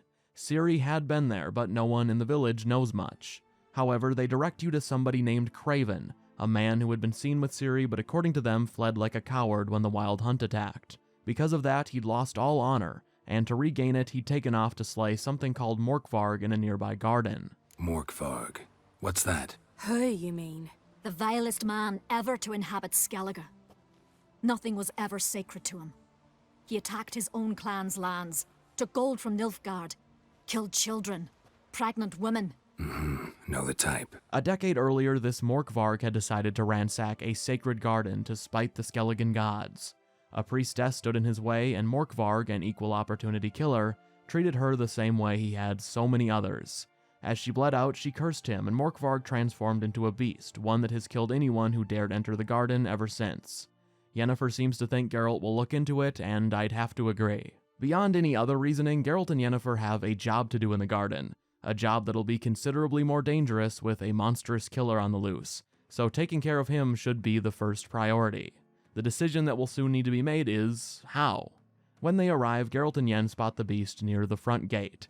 It's some type of werewolf, and Geralt then makes the executive decision to push forward solo. No offense, but in that undergrowth and mud, you'd be like a... Ball and chain? Planned to say it gentler, but yeah, that's basically what I had in mind. As he follows the trail this thing left behind, Geralt notices something interesting. This werewolf doesn't eat its victims. As you enter a building filled with more of Morkvarg's leftovers, he appears for a face-to-face chat.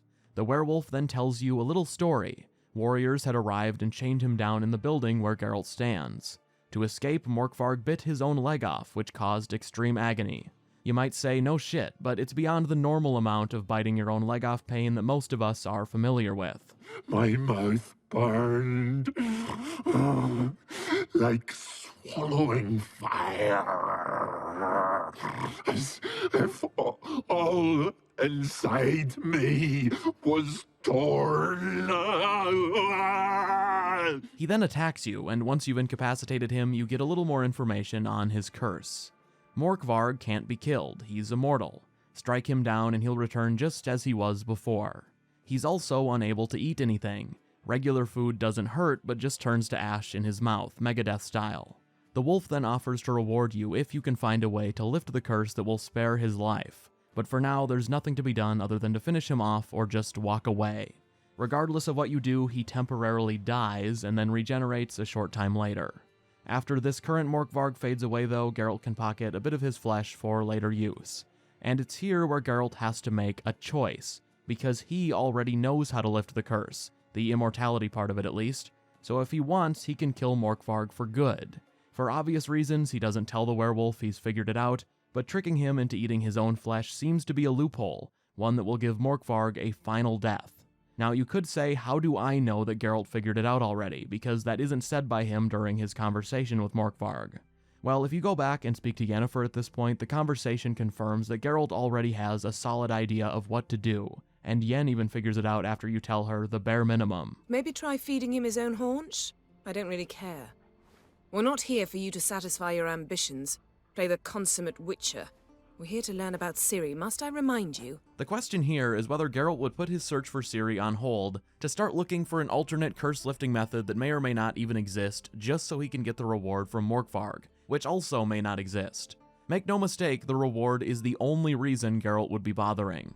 When you tell the village residents you'll help with him, Geralt just says sure, a silver sword will do the trick. He's not thinking of saving Morkvarg. He was a man who killed hundreds as a monster in human form, and now has spent a decade killing as an actual monster. There's no redemption to be had and no sad tear-jerking backstory. By my best take on the situation, Geralt would just end him, and quickly rid Skellige of a monster while also making his own business in the garden much easier. What did you do? That was your own flesh. Far as I know, curse doesn't allow for that. Deceiver! Hardly. Wanted me to lift the curse? Well, you're welcome. So now Geralt can finally get to the task at hand safely. He's there to find someone named Craven who knows something more about Ciri, though it's obvious by this point that Geralt is looking for the body of a Morkvarg victim, not a living person, but Yennefer can work with that. Once the body is found, Yen prepares to use a bit of dark magic to get the body to reveal what it knows. She doesn't want to do this, but the situation is desperate. Geralt, I'll say it again. We're short on time. Ciri is short on time. Once Yennefer begins the process, she gets everything she needs. The young man, whose name is actually Skjall, had been crab hunting near the shore when a young woman fell from the sky. A masked elf carried her towards him and requested help. Skjall obliged, and before leaving, the elf told a barely conscious Ciri to meet him at Drowned Dead Rock once she'd rested. For the record, and this is important, what's being described here takes place after her time in Novigrad. Ciri started out in Skellige at the explosion site you just searched, then fled to Velen and eventually Novigrad, and from there she teleported back to Skellige, which is when Skjall met her. Now, predictably, Ciri doesn't get more than a few hours to recover before the Wild Hunt track her down yet again. They attack the village, and Skjall doesn't flee out of cowardice, but to lead Ciri to the meeting place. The elf is already there, and Skjall witnesses some sort of struggle. Ciri is knocked unconscious and loaded onto a boat, and while Skjall attempts to intervene, he's badly injured by the Wild Hunt in the process. As Skjall fades in and out over the next day, he briefly sees some sort of creature pass him by on the shore. That is all his body can recount, and Yennefer then ends the resurrection. Luckily, Geralt is able to quickly connect a few dots. Back at the Baron's Keep, he had a brief run-in with a creature exactly like Skjall described. And that means it's now time to go and bring that creature to Kaer Morhen. But first, there's another matter to take care of. Let's meet in Larvik, at the Warriors' Hall. We'll speak there. You can skip this, but I'd point out that whatever dialogue option you choose, Geralt does say he'll at least show up to hear her out. There's also no sense in not going straight there. It's on the same isle, and to make a very long story extremely short, Yennefer has tracked down a powerful djinn, which is more or less a genie. She wants your help taming it, and her reasoning for getting sidetracked on this now is that it could help them when they eventually need to defend Ciri. If I can tame a djinn, I shall gain incredible power, and that could be useful to us one of these days. I would argue that Geralt knows this isn't the real reason from the get-go, but I do think he'd agree to help anyway. Once you find the djinn's last known location, which doesn't take long, you then get the real story. Yennefer has let the intrusive thoughts win and started overthinking their first meeting from 20 years ago. It also involved a djinn and ended with Geralt using a wish to save her life. The original djinn wanted to kill Yennefer, so Geralt made a wish to tie their fates together. Because Geralt was the master of that specific djinn, it couldn't harm him, which meant it couldn't harm Yen after their fates were bound. Witcher 3 Yennefer wants to ask this other djinn to undo that wish. Why would you want to do that? To see what it's like without it. To see if we'll still matter to one another.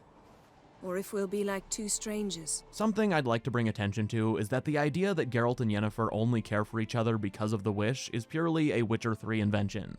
That is never even a thought in the books. The djinn is like never mentioned after that very first Yennefer and Geralt short story. But the writers of Witcher 3 needed a way to end things with Yen believably if the player preferred Triss. And this djinn reason is what they came up with. Some love it, some hate it, but that's the out-of-game reason this quest even exists. Anyway, once Geralt finds the djinn and tames it, Yennefer gets what she wants. The wish is removed, and now you get to decide what Geralt feels. I will admit this is the one choice in this video that doesn't fit the what would Geralt do concept really at all. I say that because this isn't really a choice. I mean, it is from a player perspective, but you're essentially given the option to rewrite the past or not here. If you prefer Triss, then you more or less tell Yennefer that the magic between them was always the djinn's doing, even though she feels no differently than before. If you prefer Yen, then the djinn is just as relevant as it was for the last 20 years, which is to say not at all, and Yennefer was just overthinking. I suppose you can look at the Triss option as Geralt just lying and using the djinn as a convenient excuse, but removing the spell by all accounts pre-Witcher 3 should change nothing just like it does for Yennefer. That said, if you're a die-hard Team Triss person, then this quest works well enough without derailing the more important task, which Yennefer is quick to remind Geralt of. We must find Ciri, and then defeat the hunt. It's here where Geralt will soon have to make another decision. Yen is heading to Vizima to report their findings to the Emperor, and Geralt's task is clear. I'm going to see the Baron. Collect Uma from him, then we'll ride for Kaer Morhen. So, does Geralt head to the port on Skellige to catch a ship straight to Velen, or does he fulfill his promise to Croc and check on his children first? From a story perspective, it has to be done now or not at all. Yes, the game will wait for you to a certain point, but Geralt is leaving Skellige with no plans of returning. It doesn't matter that he does return. At this point in the story, there's no reason for him to think he will be.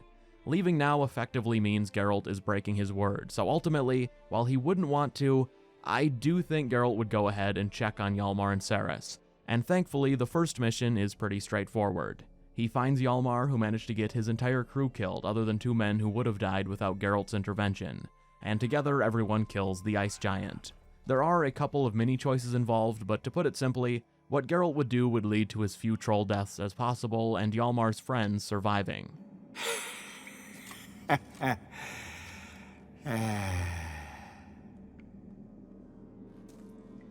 Where are the others? Cerys' quest requires a bit more attention because it involves a baby and an oven.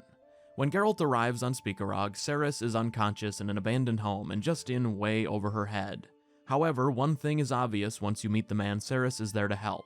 The curse Cerys believes in is definitely real, or at the very least, she's much closer to being correct than almost anybody else is. The afflicted person is the Jarl of the Isle, Udalryk, and almost the entire population of Spikeroog believe he can speak to the gods. The Jarl could frequently be seen muttering and having conversations seemingly with no one, and in more recent times he'd appear with new injuries weekly.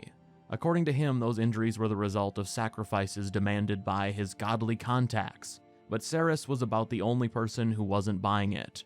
She thought his unusual behavior was the result of some sort of curse, and she wasn't far off. It even takes Geralt a while to figure out the real cause of his erratic behavior. It's a Heim, a post-conjunction creature, very rare and very dangerous. It latches on to men who commit vile deeds. In the end, Heims force their victims to mutilate themselves. Any way to defeat it?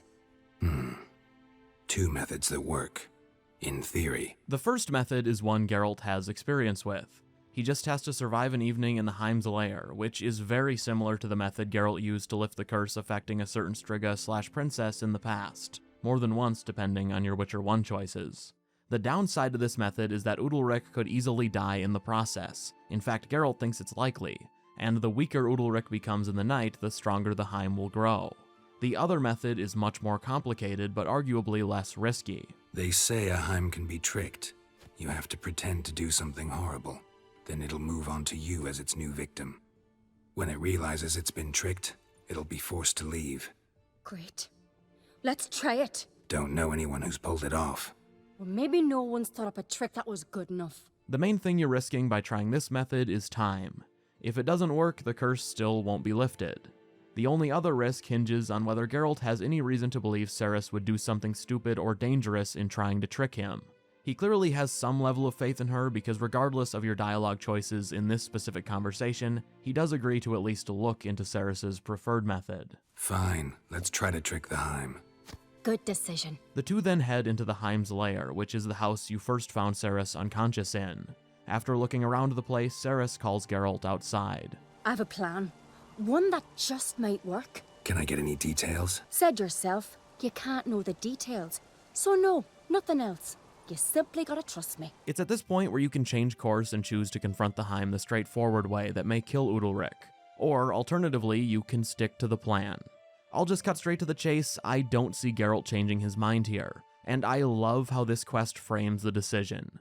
The question here is not the method you go with. It's whether Geralt can feel confident that Cerys is trustworthy enough to not do anything idiotic. If he can, then attempting to trick the Heim is the far better option. And I'd argue it's not really even a question as to whether Cerys can be trusted. Throughout this quest, she shows herself to be sharper and more competent than everybody other than Geralt. It's also pretty apparent that Geralt sees a lot of Ciri in Cerys, and I think he'd be even more inclined to put a little or even a lot of faith in her because of that. What that means is when Cerys comes bursting back into the home later that evening, telling you to toss a baby in the oven, you best believe it's going right in. Geralt is then forced to fight off 3 of Udalryk's men, and while it seems like you kill them, they do the knocked out animation when defeated, so I don't think they actually die, hopefully. Still, it's a little rough considering they're totally innocent and you just threw a baby in the oven. Ultimately, the baby is fine, of course. The oven had a hatch in the back that you can spot earlier when exploring the place. Udalryk's curse has officially been lifted. You've been tricked. You must go. It's now time to return to Skellige to find a ship to Velen, and also to pick up the promised reward from Crocon Crate while there. The downside is that in doing so, Geralt is unknowingly walking right into yet another mess. As he speaks with Croc privately, a commotion erupts in the nearby dining hall, where a feast is being held. Geralt just can't catch a break, and he suddenly finds himself fighting a half-dozen giant bears indoors, which seems unlucky even for him. The beasts end up managing to kill every single claimant of the throne other than Cerys, Hjalmar, and a young man named Svanrga who wasn't there. Because of this, Croc is in serious trouble, as almost every other ruler of the individual Skellige Isles believe he was behind the attack. It's hard to blame them considering his 2 children were the sole surviving throne claimants that were actually in the room when the violence occurred. Find the guilty on Crate, find and kill them, else your clan will be cursed for 100 generations to come. Hjalmar doesn't seem too interested in looking into the attack, and has what I'll very generously call a plan cooked up. I know where to find the guilty already. Wait! Are you mad? You're gonna kill folk before we've learned what happened? Learn all you want.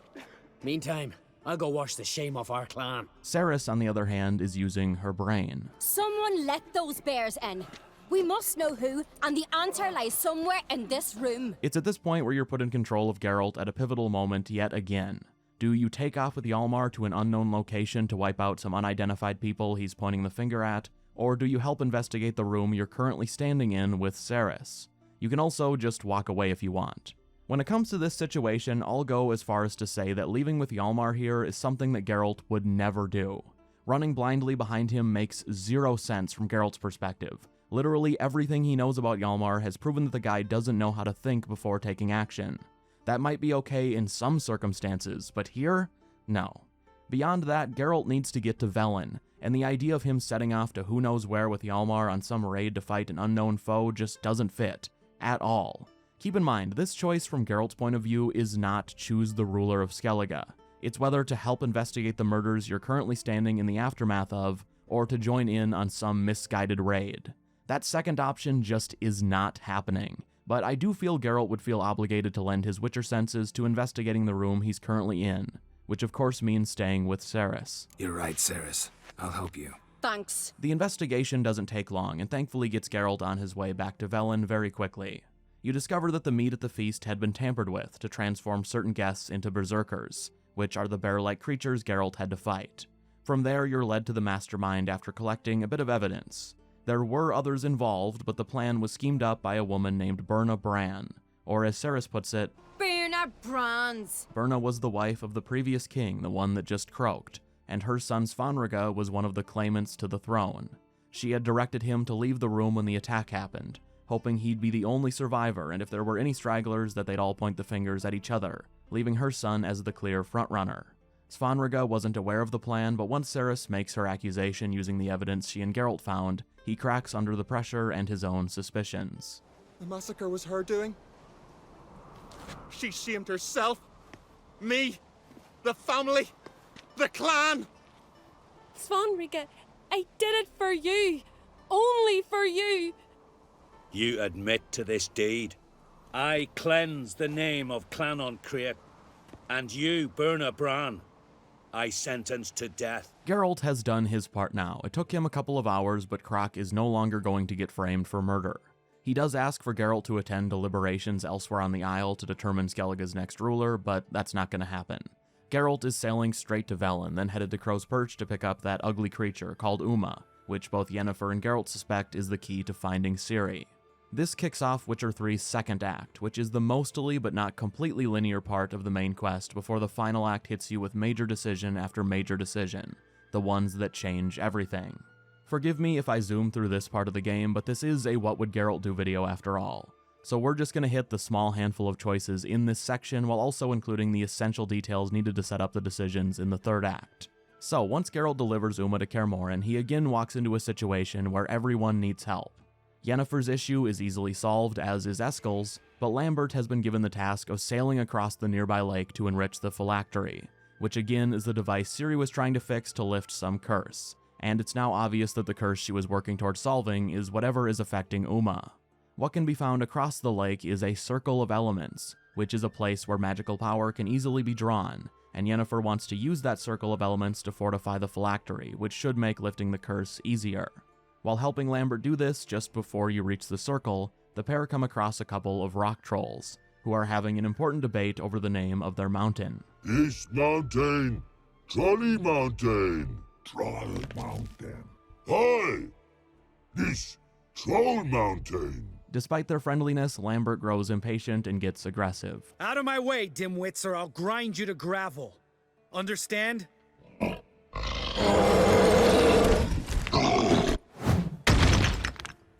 They understood all right. Congrats. Once you've run for cover, the pair of trolls are joined by a third, and they all talk to you a bit more. The rock trolls make their position on the current situation very clear, eloquently stating, "We rocks throws, yous goes no far more." It's pretty ironclad, and there's no room for confusion. Which is understand it? We understand it, but we still gotta get to the Circle of Elements. The trolls then very reasonably explain that they don't understand why Geralt and Lambert are bothering them and want to steal their rocks. After all, there are very pretty rocks at Kaer Morhen, and these trolls who love rocks don't steal those. That's pretty honorable. However, once Geralt explains that they aren't there to touch their rocks, the gears inside the trolls' heads start turning. They then agree to let Geralt and Lambert pass, with one catch. They have to leave their swords behind and can pick them up when they leave.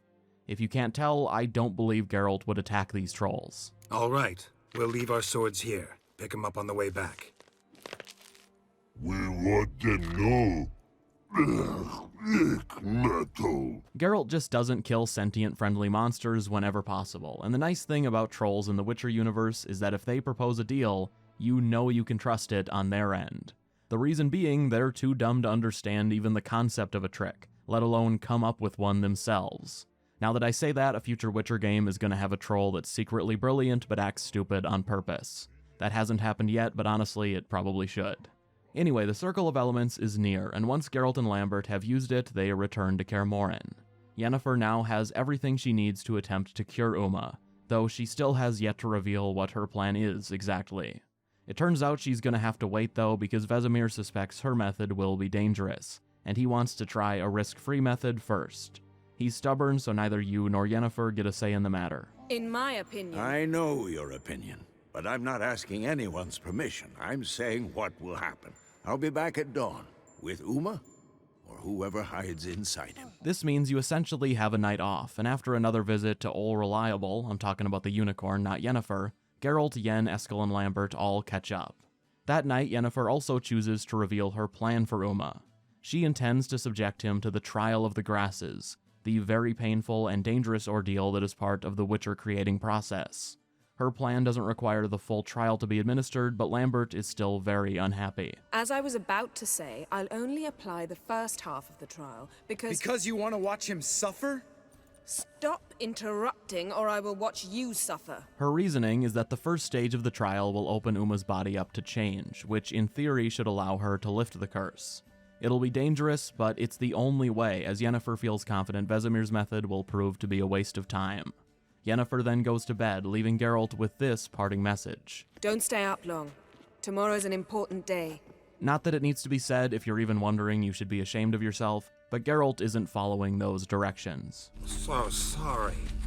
We were never here. Guards! More paper, Excellency! No, you oaf! The lodge has come for me!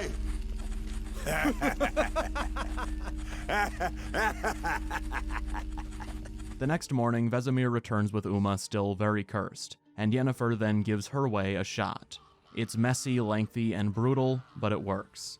The creature transforms into an elf, and not just any elf, but the one Ciri was traveling with, who turns out to be none other than Avallac'h.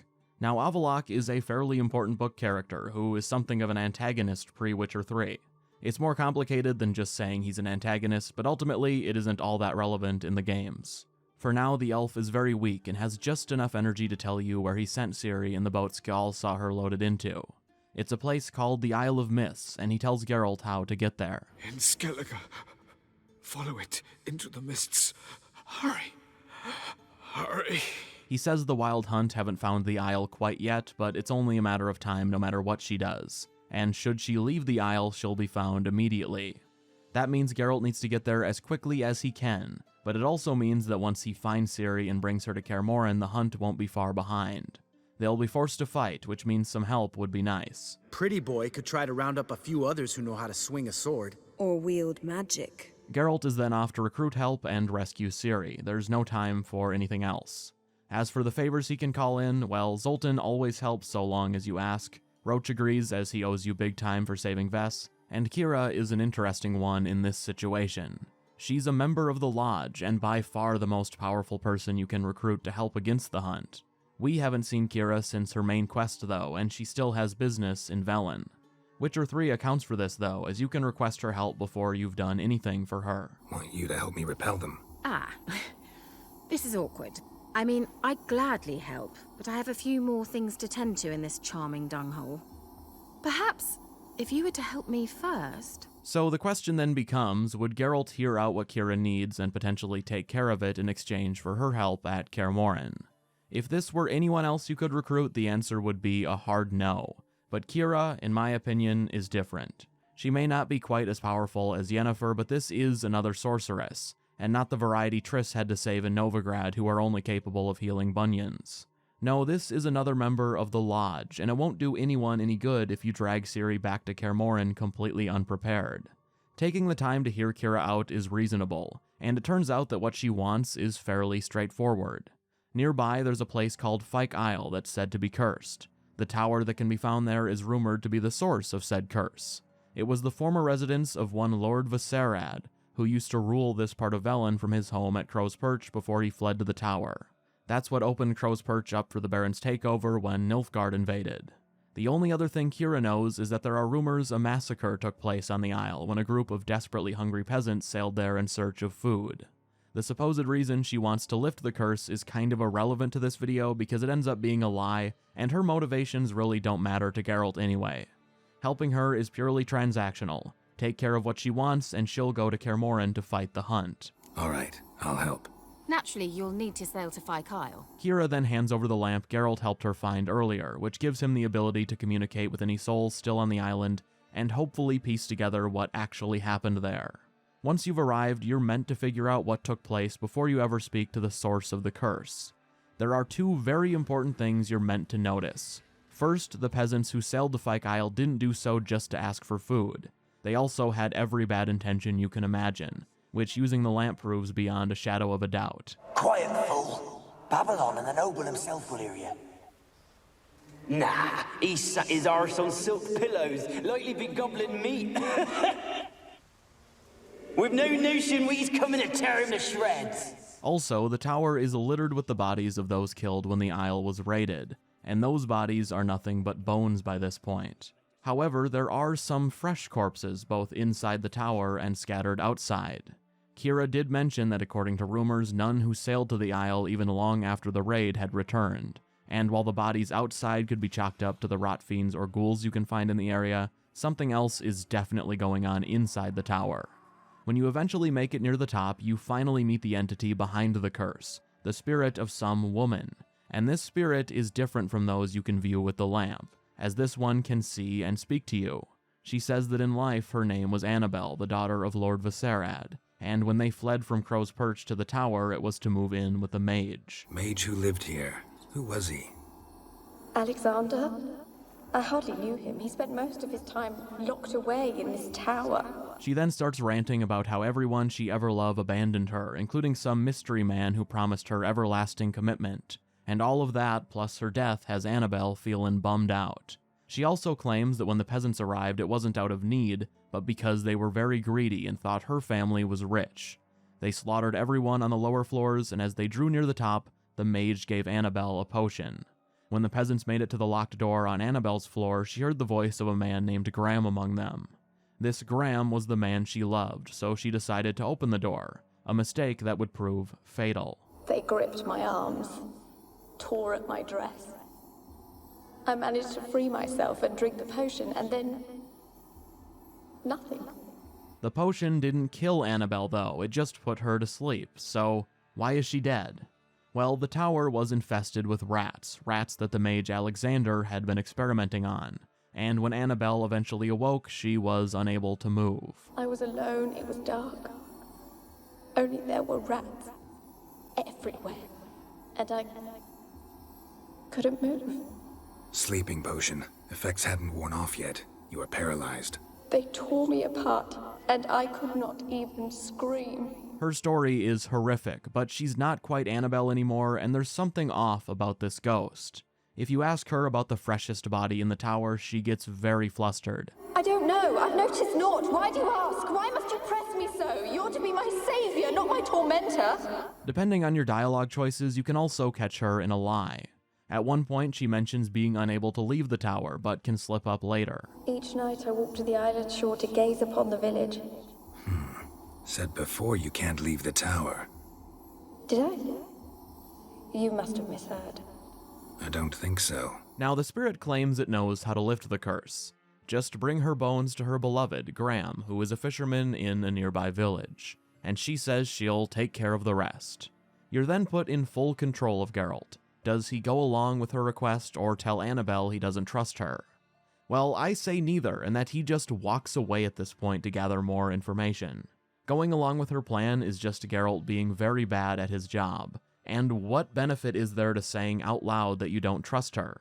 He'd just want to leave and maybe communicate with Keira a bit, as she gave Geralt a device so he could speak with her over long distances. And also, why not zip over to the nearby village and find this Graham? Maybe he can shed more light on just how dishonest this spirit is being.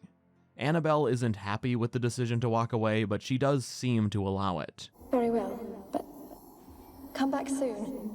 Don't keep me waiting. When you walk away, the final say is taken from your hands eventually, because if you try to step fully outside the tower, Annabelle then shows her true colors. What's with the door? You wish to leave, as Graham did. What do you want?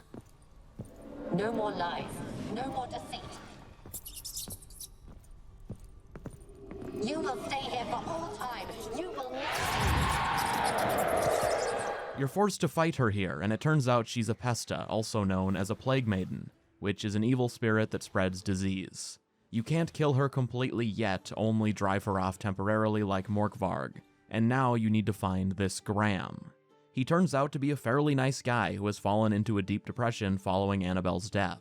He had no idea the raid on the island would turn so violent. In fact, his plan was to flee with Annabelle in the chaos and escape with her to start a new life, as her dad Viserad didn't approve of Graham because of his status. Graham also believed the liquid Annabelle downed was poison, so he left the Isle never knowing she was still alive. It's not your fault.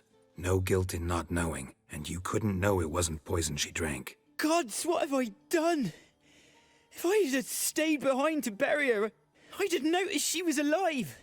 It might have ended different, ended well. There's really only one way this quest can end now. Geralt tells Graham that all it will take is a kiss to break the curse and put Annabelle to rest, and Graham is more than willing. I told you. I said I love her with all my heart. Take me to her, please. It's dangerous. There are risks involved. Understand that, don't you? Of course.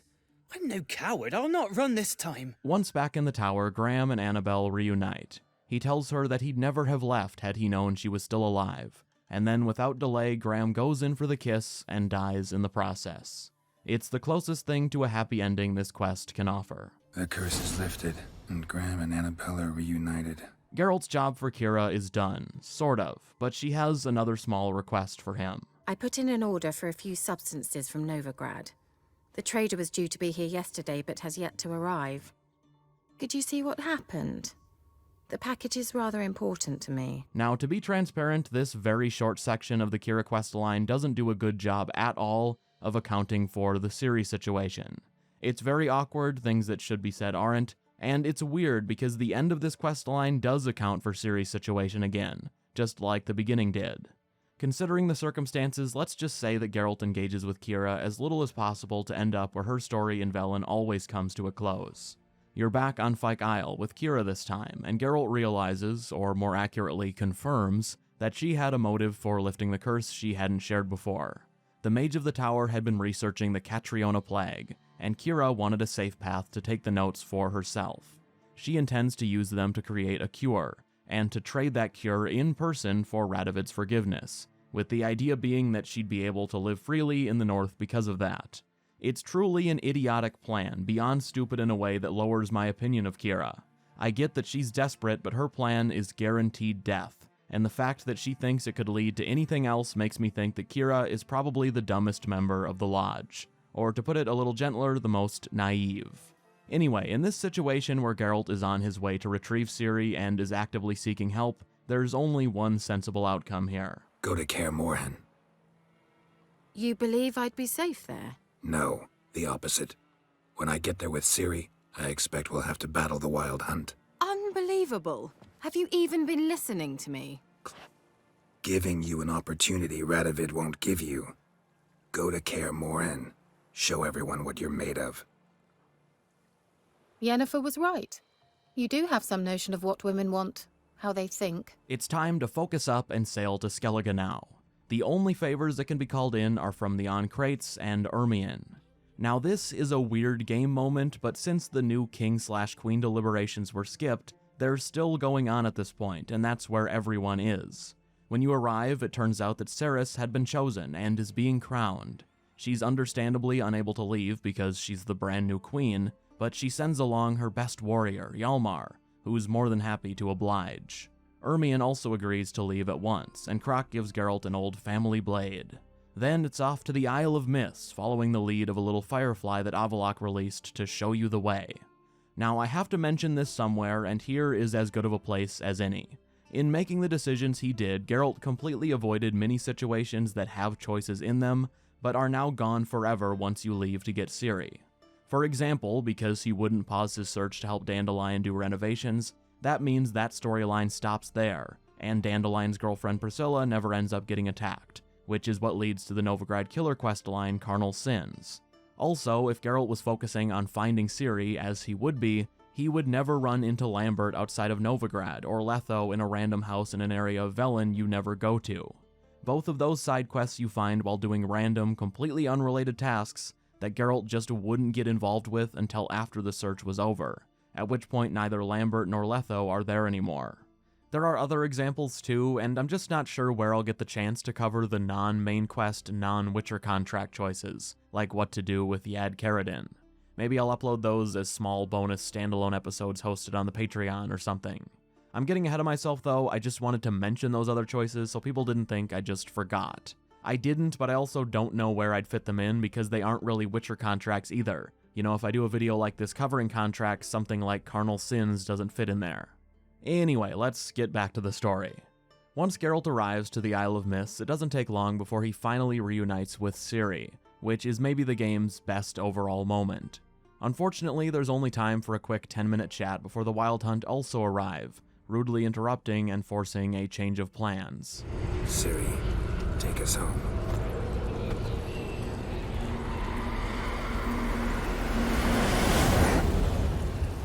Because Ciri used her powers, they know exactly where she went, which means Geralt and everyone you've recruited have even less time to prepare than anticipated. You have a few moments for a quick meeting and then the Wild Hunt begin their assault, which contains no choices. It's a mess of a battle that doesn't go at all as planned. The Hunt managed to push their way further and further into the keep, and if it weren't for Vesemir, they would have won in the end. The battle concludes with Imlerith having Vesemir by the throat, with Ciri about to give herself up to save him, but Vesemir knows what's at stake. He sacrifices himself so Ciri has no reason to surrender, and this sends her into full Elder Blood meltdown mode. She completely loses control of her powers, forcing the Hunt to retreat, and she likely would have unintentionally killed everyone in the keep if it weren't for Avallac'h, who is still weak but manages to calm her. A funeral is then held for Vesemir, and we've now reached the beginning of the end. What comes next in the very short third act are the 5 extremely important choices that determine how the game ends. After the funeral, Triss, Yennefer, and Avallac'h are all coming up with a new plan.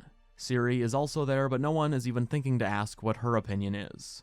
They've come up with the logical next step, really the only option left at this point. It's time to track down the Lodge of Sorceresses. Triss was a member, Keira was a member, Yennefer not really, but the point is, some of the others are real pieces of work, and this is a clear last resort. Don't trust the Lodge one bit, but doesn't seem like we have a choice. Because we don't. Yennefer has a trick up her sleeve to convince them to play nice, though. All members who protect Ciri in the next fight against the Hunt will be given a full pardon by the Emperor, so freedom while in Nilfgaard. Everybody agrees to start trying to find different members, at which point Ciri loses her temper. Again, you planned without even asking what I think. I've had enough of this. I won't be taken somewhere like a bundle. She's right, by the way, or mostly right. A ton of people just put their lives on the line for her. Somebody she cared about deeply is dead because of it, and now everybody seems to be setting themselves up for a repeat and aren't even bothering to talk to her about it. From Triss and Yennefer's perspective, they're only making plans for Ciri. They only want what's best for her. Now I'm just reciting off song lyrics. Anyway, keep in mind, Ciri has survived completely on her own for the vast majority of the last 10 years or so. You can see where the frustration comes from when she's still being treated like a child after all of that. On the other hand, what Avallac'h points out here is also correct, even if Ciri doesn't want to hear it.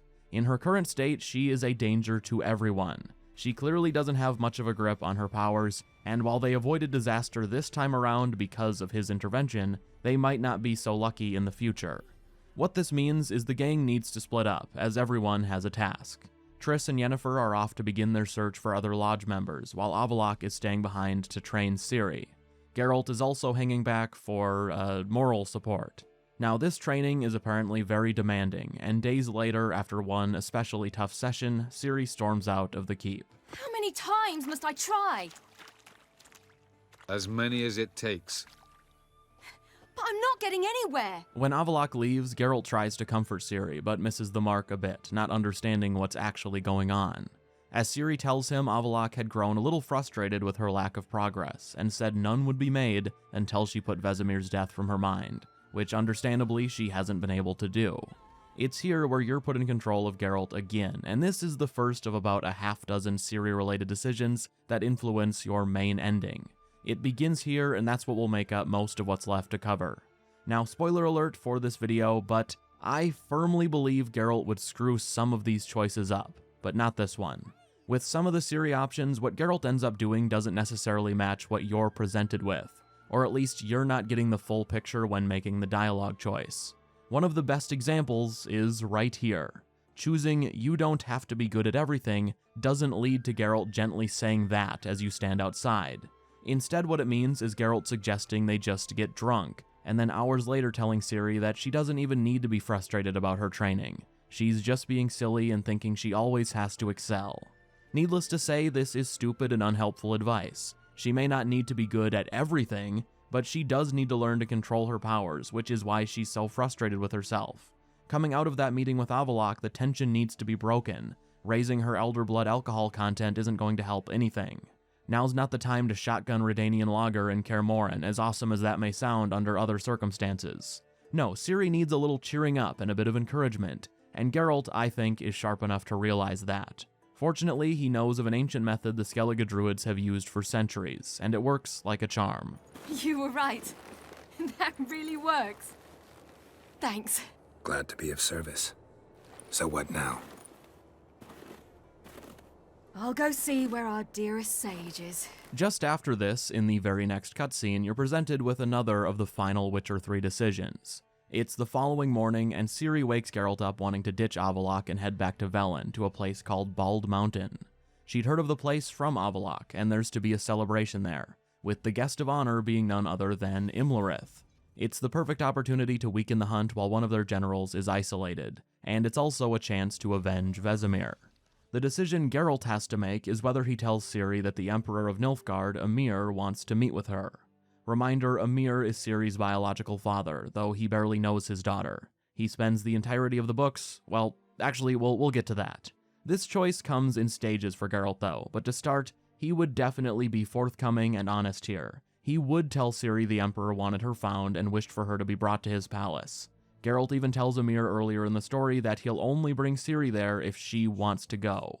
Ciri then asks Geralt if she should go, and I feel confident that instead of saying yes or no, he would tell her to make her own decision. I mean, again, she's an adult, and just days before he witnessed a blow-up directed at Yen, Triss, and Avallac'h because they were making decisions for her. In this case, though, Ciri persists, she continues on, and she tells Geralt she just wants his opinion. For me, the far more natural and Geralt-like response to this is the one where he tells her how he actually feels, and also gives her more information. He lets Ciri know that the Emperor doesn't want her to visit because he wishes to see his daughter. He wants her to come to the palace because he has plans for her politically. Make no mistake, that's why he wanted Ciri found. She's convenient to his political motives, and Geralt also knows that Emhyr intends to arrange her marriage to Vorhis, a Nilfgaardian officer. Also, I can't cover this choice without pointing out Emhyr's history. If you don't want to know, here's a timestamp to jump over it, but it's vital to understanding both Ciri and Geralt's dynamic with Emhyr leading into the third game, which avoids addressing the Emperor's past for the most part, because it's very messy. Again, these are just the most relevant bullet points, and I'm going to keep it vague on purpose. To start, Emhyr uses Ciri's mother, Pavetta, to undo a curse that had been placed on him.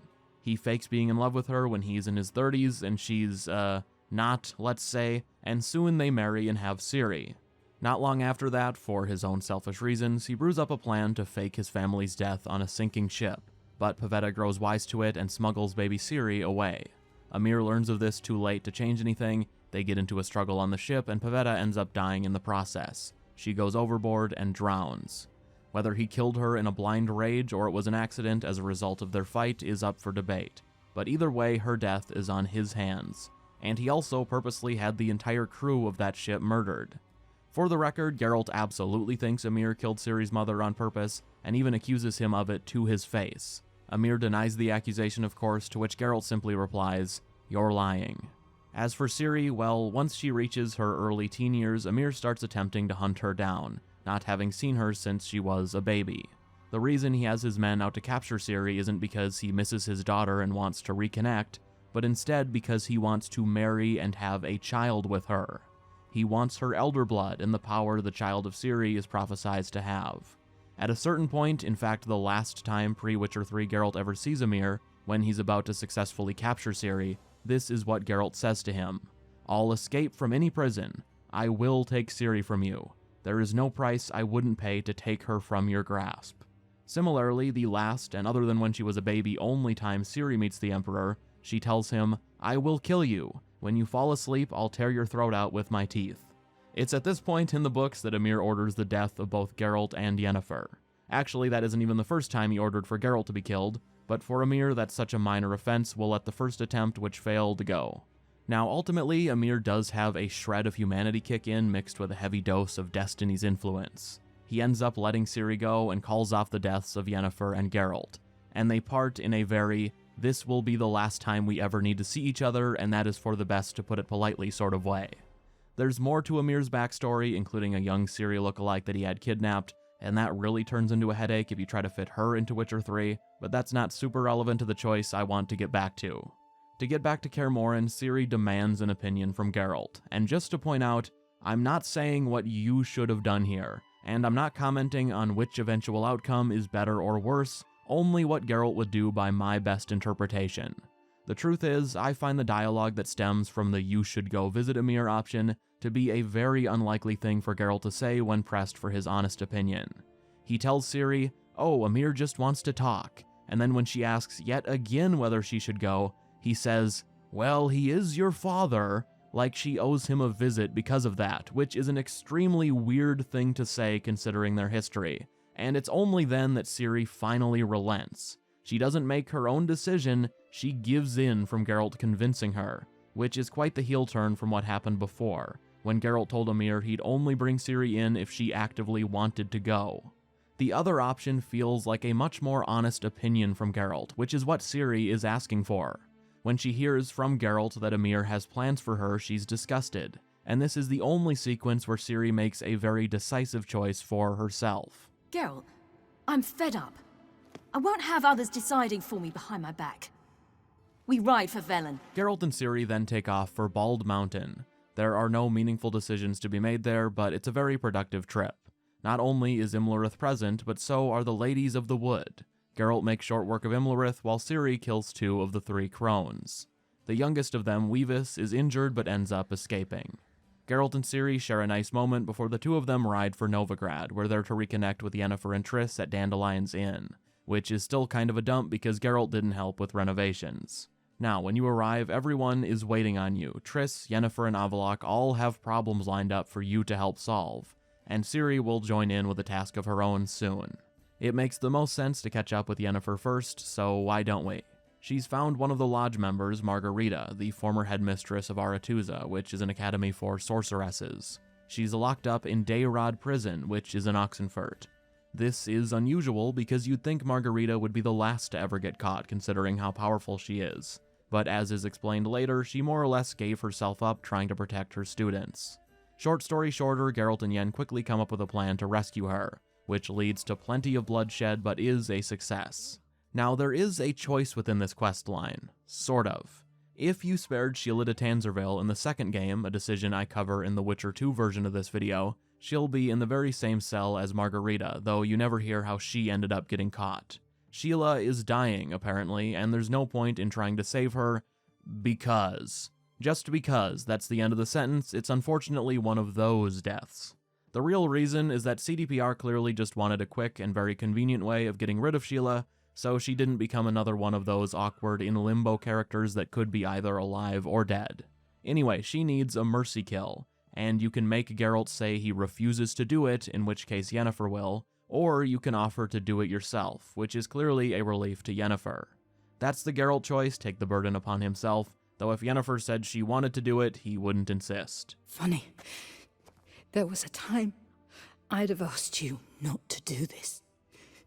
No, you'd never have asked. You're too proud. Also, slight nerd moment if the runtime of this video didn't tip you off, but Yennefer's extremely emotional reaction when she first sees the rough shape Sheila is in makes me wonder what their history is. She lets out a heart-wrenching cry you don't hear from her at any other point, and she's seen a lot.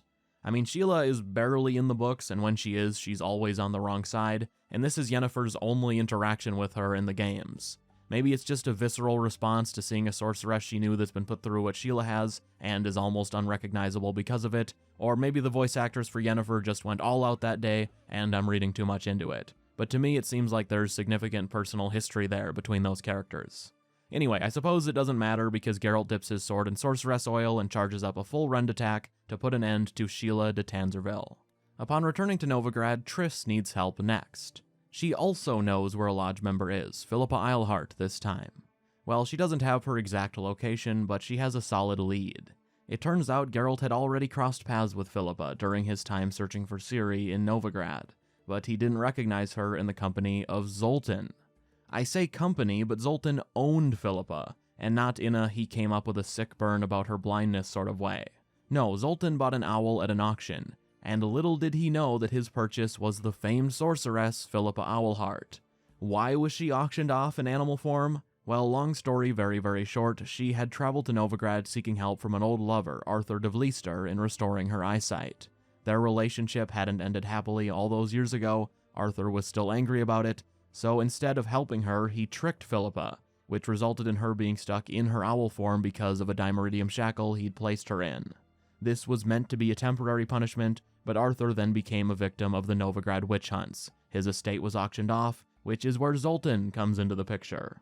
The unfortunate thing is that Zoltan's gambling habits crop up in the story again at this point, as he had lost her in a game of Gwent just days before Triss and Yennefer arrived in Novigrad. Yep, that's Zoltan for you. Triss and Geralt quickly figure out who the man in possession of the sorceress you seek is. It's Dijkstra, another former lover of Philippa, and coincidentally the man she left Arthur for way back when. Once Geralt and Triss arrive at his bathhouse, it's total chaos.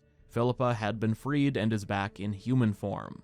It's not said, but I assume Dijkstra removed the dimeridium for questioning, as you're not going to get much out of an owl unless you're looking for one very specific answer. At any rate, human Philippa is in a rage, and Geralt sets off to calm and capture her, which leads to two back-to-back choices. The first is one of the few decisions I'll take beyond the what would Geralt do concept to also judge you if you made the wrong choice. In your pursuit of Philippa, Geralt once again runs into a rock troll named Bart. I didn't mention him like an hour and a half ago, which I can't believe I'm able to say, but Geralt first met Bart during his search for Dijkstra's treasure. Bart was beyond helpful, and he and Geralt shared many a laugh and several thought-provoking conversations. Don't get bored down here? Not much to do. When but not much do. But think. Lots. What about, if you don't mind my asking? Rocks. Rocks? Rocks interesting. Unfortunately, Philippa put Bart in a trance and gave him orders to not let Geralt pass. Now, you can just make Geralt kill Bart, or you can take 5 seconds and convince him to let you pass by saying you want to help her. Needless to say, Geralt would not kill Bart, and if you did, you make me sick. Now, despite her blindness, catching Philippa is quite the struggle, as she's constantly throwing enemies at you. But once you've done it, the game then puts another decision in front of your face. As you escort her outside of the bathhouse, Dijkstra steps in and tries to prevent it. Dijkstra, I don't have time for this. Get out of my way. I've no quarrel with you, Geralt, but Phil and I have lots to talk about. No matter what you say to him, he's stubborn and wants to stand between Geralt and the exit, and you're given options for how to pass, which we'll get to. Now, if Dijkstra's tracking mission had been completed earlier in the story, this is the moment when you can start or lock yourself out of Reasons of State, the Radovid assassination quest. You'd never know this choice has anything to do with that on your first playthrough, but it does. We can't take part in the assassination regardless of what we do here. But the funny thing is that even if Geralt would have been Dijkstra's errand boy earlier, I still think his actions in this moment would have led to him not being part of the assassination. Geralt is under extreme pressure, and you need to move as quickly as possible. Let me remind you that before you found Ciri, the Wild Hunt was catching up with her at every turn. The entire point of the Final Act's Novigrad section is that your group is scrambling, trying to move fast and gather the lodge without delay so when the hunt next shows up, which could be any given minute, it doesn't lead to the death of everyone. We have no way of finding them. They find us easily. Can take us by surprise whenever they want. There's a very real sense of desperation in this act until a plan is devised a bit later into it. At the beginning, it's just Geralt, Yen, Ciri, Avallac'h, Triss, and I guess Zoltan, compared to the much larger and far stronger group you had before, the one that lost and only survived because of Vesemir's sacrifice, and the luck of how Ciri's meltdown just happened to work out. If you've ever thought it was strange that the final act has 0 side quests other than Reasons of State, well, that's because 1, at no point in the third act does it make any sense for Geralt to pause and do side quests, and 2, Reasons of State wasn't originally a third act quest. Many of you know this story, so I'll keep it brief, but there was this lengthy storyline that was scrapped really late into Witcher 3's development, because it had turned into a bit of a mess that needed fixing there wasn't time for. When I say really late, I mean towards the very end of 2014, and the game was scheduled for 2015 but was then pushed to May. This storyline, which involved a plague and characters like Iorveth and Roche, was deeply wrapped up in side quests that did survive to the final game. That's why on Fyke Isle there's all these references to a plague raging across Velen and towards Novigrad you see little else of. It's why Roche's side quest is like 2 minutes long. And most notably, it's part of why the assassination had to get chopped up and moved around, and has such a rushed, widely disliked ending. The entire assassination, from what I understand, was supposed to have taken place before Ciri was ever even found. In fact, there's still dialogue in the game to this day from when that was the case. Your plan, pretty damn risky. And I've got somebody to live for. I've got Ciri to find. Ciri's not the whole damn world. Speak for yourself. Keep in mind, Geralt is saying this to Dijkstra, who, if you're doing Reasons of State, knows you found Ciri because you'll have just told him. Also, 2 of the other 3 people in the room were at Kaer Morhen defending her a few days prior. Point is, there were problems fitting the assassination in, and it eventually got shoved into the 3rd act at the last minute, with a lead-in that has nothing to do with the assassination. You're at Dijkstra's bathhouse to get Philippa, then the man steps in your way, at which point you're presented with the option to blurt out that Ciri has returned to the continent, or to just shove him out of the way. He's a middle-aged, partially crippled man with a BMI pushing 40. Tip a little extra weight onto his bad leg and he is done for. I just don't think Geralt would stop and tell Dijkstra any information about Ciri. He doesn't need to, and I feel this situation would end the way it begins. When Dijkstra steps out in front of him, Geralt very angrily says, "I don't have time for this." But then the man just stands there like a dunce, as if there's anything he can do about Geralt leaving. Shoving him is the Geralt response here, in my view. As he rightfully says, there is no time to spare on Dijkstra's personal issues with Philippa, and the fewer people that know Ciri has returned, the better. There's also serious history there with Dijkstra and his schemes involving Ciri. This is talked about in the 3rd game multiple times, so I wouldn't really consider it a book spoiler, but the last time Geralt ever sees Dijkstra pre-Witcher 3, a similar situation to this takes place. I'll keep it vague, but Geralt realizes Dijkstra is planning to use Ciri as a pawn in his political plans, so he beats him and all of his men up. Then, when Dijkstra is already defeated and on the ground, Geralt goes over and snaps his ankle. It's brutal and wasn't even very long ago in the timeline, about 5 years. After that point, Dijkstra still has all sorts of plans for Ciri and has his men out to find and capture her. Flash forward to Witcher 3, and Geralt just wouldn't tell Dijkstra Ciri is back. He will use that information whichever way he sees fit if it benefits him. Why not just get him out of the way physically? It's very easy. Now, I should point out, the choice of shoving Dijkstra has some notoriety because it goes a little further than you might expect. It's labeled Shove Dijkstra, but instead the devs decided to put in a book callback here and have Geralt go for the other leg. I do wish there was a less excessive option. Actually, just shoving him would have been fine, or even just threatening Dijkstra by reminding him of what happened last time would have been enough for Dijkstra to think better of standing in Geralt's way. But the most important thing is that I don't see Geralt spilling on Ciri's return here. Ultimately, I just spent a ton of time on a choice that makes no difference because we can't get Reasons of State anyway, so let's just move on. The only people who still need help in Novigrad are Ciri and Avallac'h. Ciri's quest doesn't really have any notable decisions, but there is a big one right after it. For her quest itself, she just needs to wrap up some business before you leave Novigrad. She doesn't tell Geralt what it is, so he has no choice but to tag along. For the most part, it's just her thanking people who put themselves at risk to help her survive during her time in Novigrad. Geralt can return the favor in each case easily enough, and I think he would.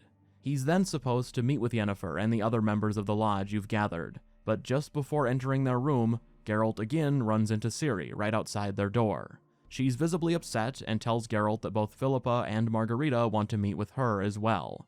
You are then put in control of what happens next, which the game presents as go with Ciri or don't. I will cut right to the chase here. This is one of the Ciri decisions I think Geralt would get wrong by the game standards. If you're unfamiliar, the correct decision is to tell her to go on her own. When I say correct, I just mean it's one of what the game considers a positive choice that doesn't lead to a certain Ciri ending. In this case, though, the positive choice is awkward and unfitting. It's best to just ignore the preview text and instead look at what Geralt actually says. If you choose "I'm going with you," that is not even close to what comes out of his mouth. Instead, Geralt very gently offers to go with her if she wants, which she does, so you do. The alternative of telling her to go on her own means that Geralt tells Ciri, paraphrasing here, "Oh, you have nothing to worry about. Philippa's a tough cookie, but she always respects the views of others and would never go against your wishes." If you are at all familiar with Philippa as a character pre-Witcher 3, then your in-depth and insightful analysis of that statement is likely pretty similar to mine, which summarized would sound something like, huh? No specific spoilers are really necessary. It just needs to be noted that all Philippa ever does in both the books and Witcher 2 is plan behind others' backs, going directly against what they want. She is the type that sees everybody not as their own people, but as a pawn in her game, and she doesn't really care how ruthless she has to be as long as it benefits her in the end. She's the ultimate power-hungry ends justify the means type of character, which is about as anti-Geralt as you can possibly be. Now, you could say that Geralt's backwards description of Philippa is supposed to be him trying to make Ciri feel better about the meeting. This video is what would Geralt do, though, and his advice from that one choice goes so far beyond sugarcoating things to bolster Ciri's confidence, and enters straight up out of character territory, unless there's a super secret third act subplot that myself and the entire Witcher community have missed, one where Geralt's amnesia has returned and he's forgotten everything Philippa has ever done. The funny thing is that one of the very next quests shows several times over how Geralt really feels and who Philippa actually is. There's a short quest with her where she spends the entire time trying to convince Geralt to get out of her way, just so she can start pulling the strings behind Ciri. She wants Geralt to take Yennefer and go, so she'll have full control if Ciri becomes Empress, which Philippa wants to happen. And she even says if Yennefer doesn't remove herself from the picture, she'll throw her in the dungeons of Nilfgaard. This isn't new behavior from her, it's fully on brand, and Geralt isn't an idiot. He knows this. During that quest, he angrily tells Philippa to stay away from Ciri, and even suspects that she's going to betray the entire group at one point. To me, to get back to the decision we're actually talking about, the far more natural of the two options when it comes to Ciri and the Lodge is to just offer to support her. Not a conversation you're likely to avoid. I'll go with you if you want. Listen, I get the premise of encouraging Ciri to do things on her own, but in this case, what the game counts as the correct choice is just too far off in execution for Geralt's character, in my view. The next choice we'll be covering also has an option that falls right into that category. Before we get to that, we need to leave Novigrad. Avallac'h is the only one who still needs help, and his quest has no choices. What you do is convince one of Eredin's lieutenants, an elf named Gels, to not offer support when you next fight the hunt. This elf tells you of an artifact called the Sunstone, which will allow Geralt and his group to summon Eredin and his riders. They want to do that so they can fight at a place of their choosing on their terms if they aren't hit with a surprise attack first. This stone is located in Skellige, so off to Skellige the group goes. Once there, you very conveniently sail past the Emperor on his ship. It turns out that he and his men have just arrived to begin raiding the Isles, and even more conveniently, he has Fringilla Vigo, another Lodge member you need, imprisoned on his ship. You just have to roll with this part of the story. It's not a secret that the third act was extremely rushed. Once Geralt swims over and convinces Emhyr to let Fringilla help against the hunt, it's time for the final two missions before the end battle. The search for the Sunstone's location doesn't take long, but once you return to the group to report where it is, Ciri has another task for Geralt. She started thinking a lot about something Avallac'h did when they were in Skellige the first time. Apparently he had mentioned a laboratory but refused to let Ciri see it. This has Yennefer suspicious, thinking he may betray them once they get the Sunstone in hand. They have the lab's location and want to investigate. Geralt agrees, and he'll soon be faced with two back-to-back decisions that ultimately determine the fate of his daughter. So, any incriminating letters? Closets full of skeletons? We've not even opened the door yet. The inside of Avallac'h's lab contains no surprises for book readers, but for Ciri, what's uncovered is upsetting. His lab is filled with hundreds of years of obsessive research on the Elder bloodline, mostly centered around Lara Dorren, a long-deceased ancestor of Ciri's. He'd even held experiments attempting to cultivate a genetic mix of hers that removed any human DNA. What does this mean, exactly? Well, in the interest of not derailing the choice I'm trying to get to, I'll just say that in the books, Avallac'h is a bit of a creep and is no friend of Ciri's. Slight spoilers, but he holds Ciri hostage in his world in an attempt to make her have a child with his elderly king. And more relevant to this upcoming decision, the reason Avallac'h is obsessed with Lara Dorren is because he was once in love with her. Unfortunately for him, Lara instead fell in love with a human, and both of them died shortly thereafter. Back to the lab and the Witcher 3 timeline, Avallac'h is still consumed by his fixation on Lara even hundreds of years after her death, and is, or semi-recently was, trying to remove the human line from her genetic mix. And what adds another layer to the creepiness is that Ciri is said to look very similar to Lara, which really muddies the waters of his motivations and their friendship, using air quotes. This doesn't necessarily make him an outright villain, but anyone with a room temp IQ or higher should be able to understand how that would make Ciri feel. We get very little information on the bond Avallac'h and Ciri form leading up to the events of Witcher 3, but one thing is clear. By the time of the third game, Ciri thinks Avallac'h to be a true friend, to the point where she gets annoyed with Geralt when he even questions his sincerity. Now his lab is proving everyone's suspicions to be well-founded, and at the very least, their friendship is tainted. It doesn't help when, after this discovery, Geralt, Yennefer, and Ciri realize they aren't alone in Avallac'h's lab. No, it turns out he has an elven girlfriend waiting for him there, who confirms that Avallac'h had commented on her striking resemblance to his former lover. He said you shared Lara's features. I don't see whatever it is he sees. It seems a bit like trying to drink water from a mud puddle. Now, this elf is obviously trying to get in Ciri's head, but emotionally that hardly matters. Her comments had the intended effect, and Ciri is even more worked up than before. If he hates me so deeply, why didn't he tell me to my face? Avallac'h means that much to you. What's that got to do with anything?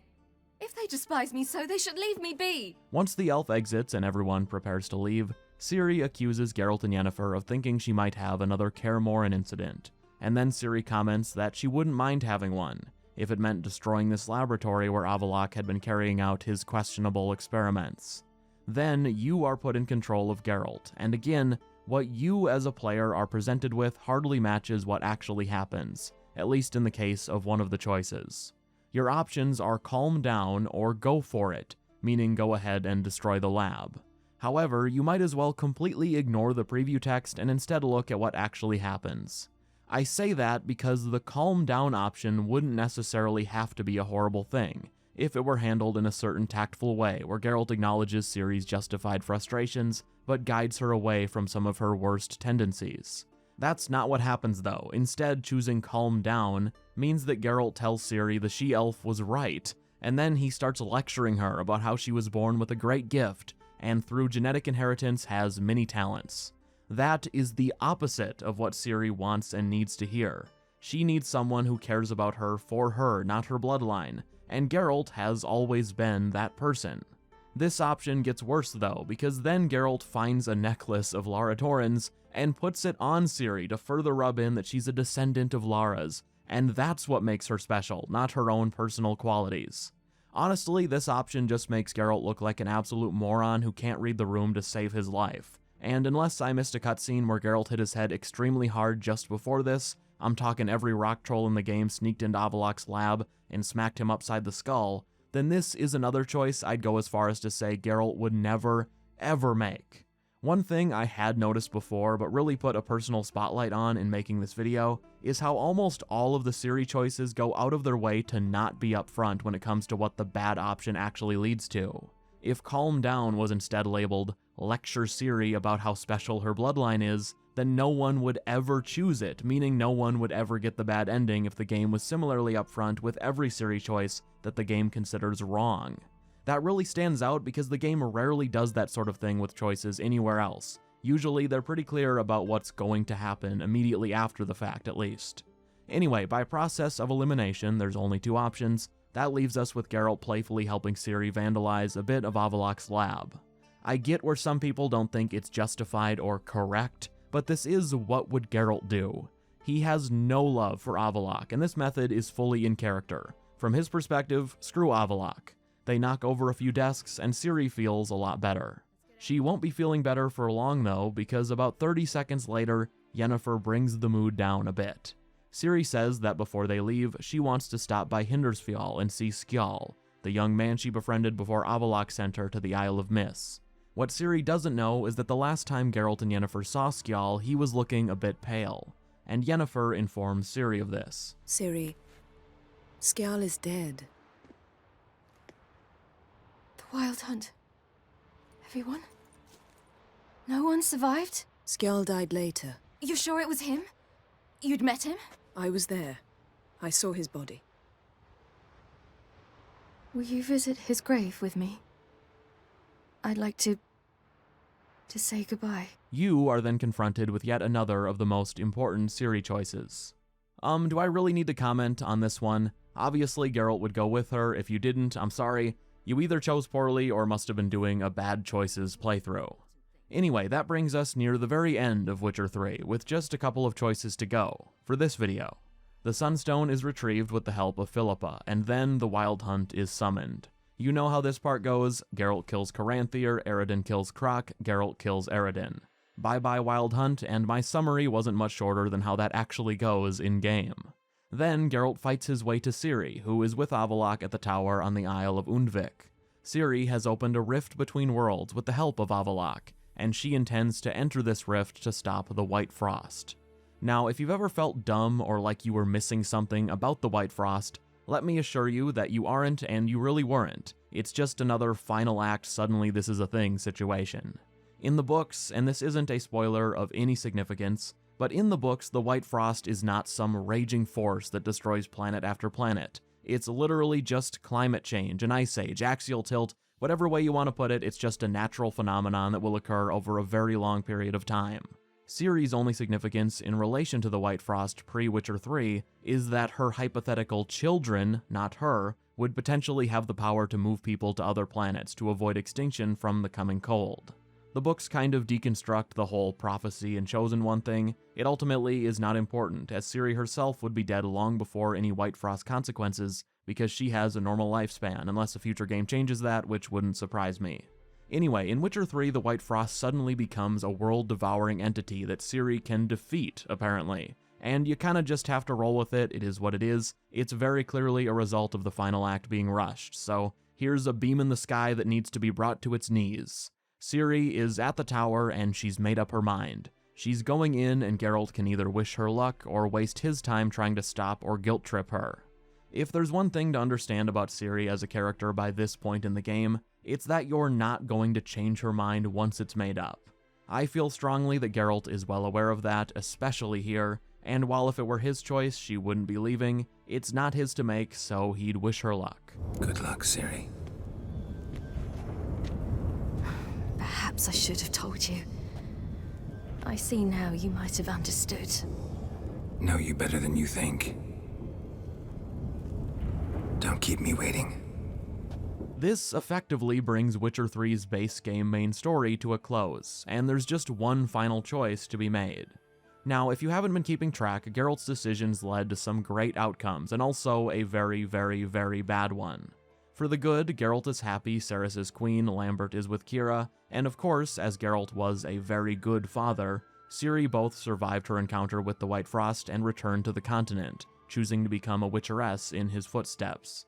Now, the unfortunate thing is because Geralt didn't want to be a tracker for Dijkstra, that apparently means Dijkstra was completely useless without him, so Radovid was never assassinated, and he ended up winning the war, which is very unfortunate. Believe me, I hate that outcome, but again, I think I reasoned fairly well why things would play out the way they did in the moment. As for the final decision that needs to be made, well, that's on my end, and it's whether I'm going to continue this series with a big video covering Witcher contracts, and then one each for the 2 expansions. The answer right now is I don't know. I would love to, but I'm not currently in a position, just realistically, to stop and do another months-long passion project that makes no financial sense. To see this series through to the end would take some serious fan support, and quite the outpour towards this video. It would need to do very well and grow the channel a lot. So if you'd like to see more, please do the things that makes YouTube's algorithm think videos are good, like liking and subscribing, and if you have the means, I do have a Patreon now where I will, / probably already have by the time this video goes up, be posting some bonus videos, starting with some stuff that didn't make it into this video, but also are choices that aren't from Witcher contracts either, like the Yad Caridin situation. Realistically, that's what it would take for me to be able to continue this series and to keep doing videos of this scope. Enough fan support where I could comfortably work on a project like this without absolutely killing myself to get other videos up in between, which is what I've been doing and it just isn't sustainable. That would be the dream for the next year or two of the channel, to be able to see this series through to the end while also sprinkling in a few other long-form videos about topics I'm passionate about. Like, I really want to do a big video on this game called Kingdom Come Deliverance. For now, we will see what happens. Thank you for watching, and I am very excited to read the comments. Feel free to connect with me over on Twitter as well, and I will see you in the next one. It's over? Is that it? That is it.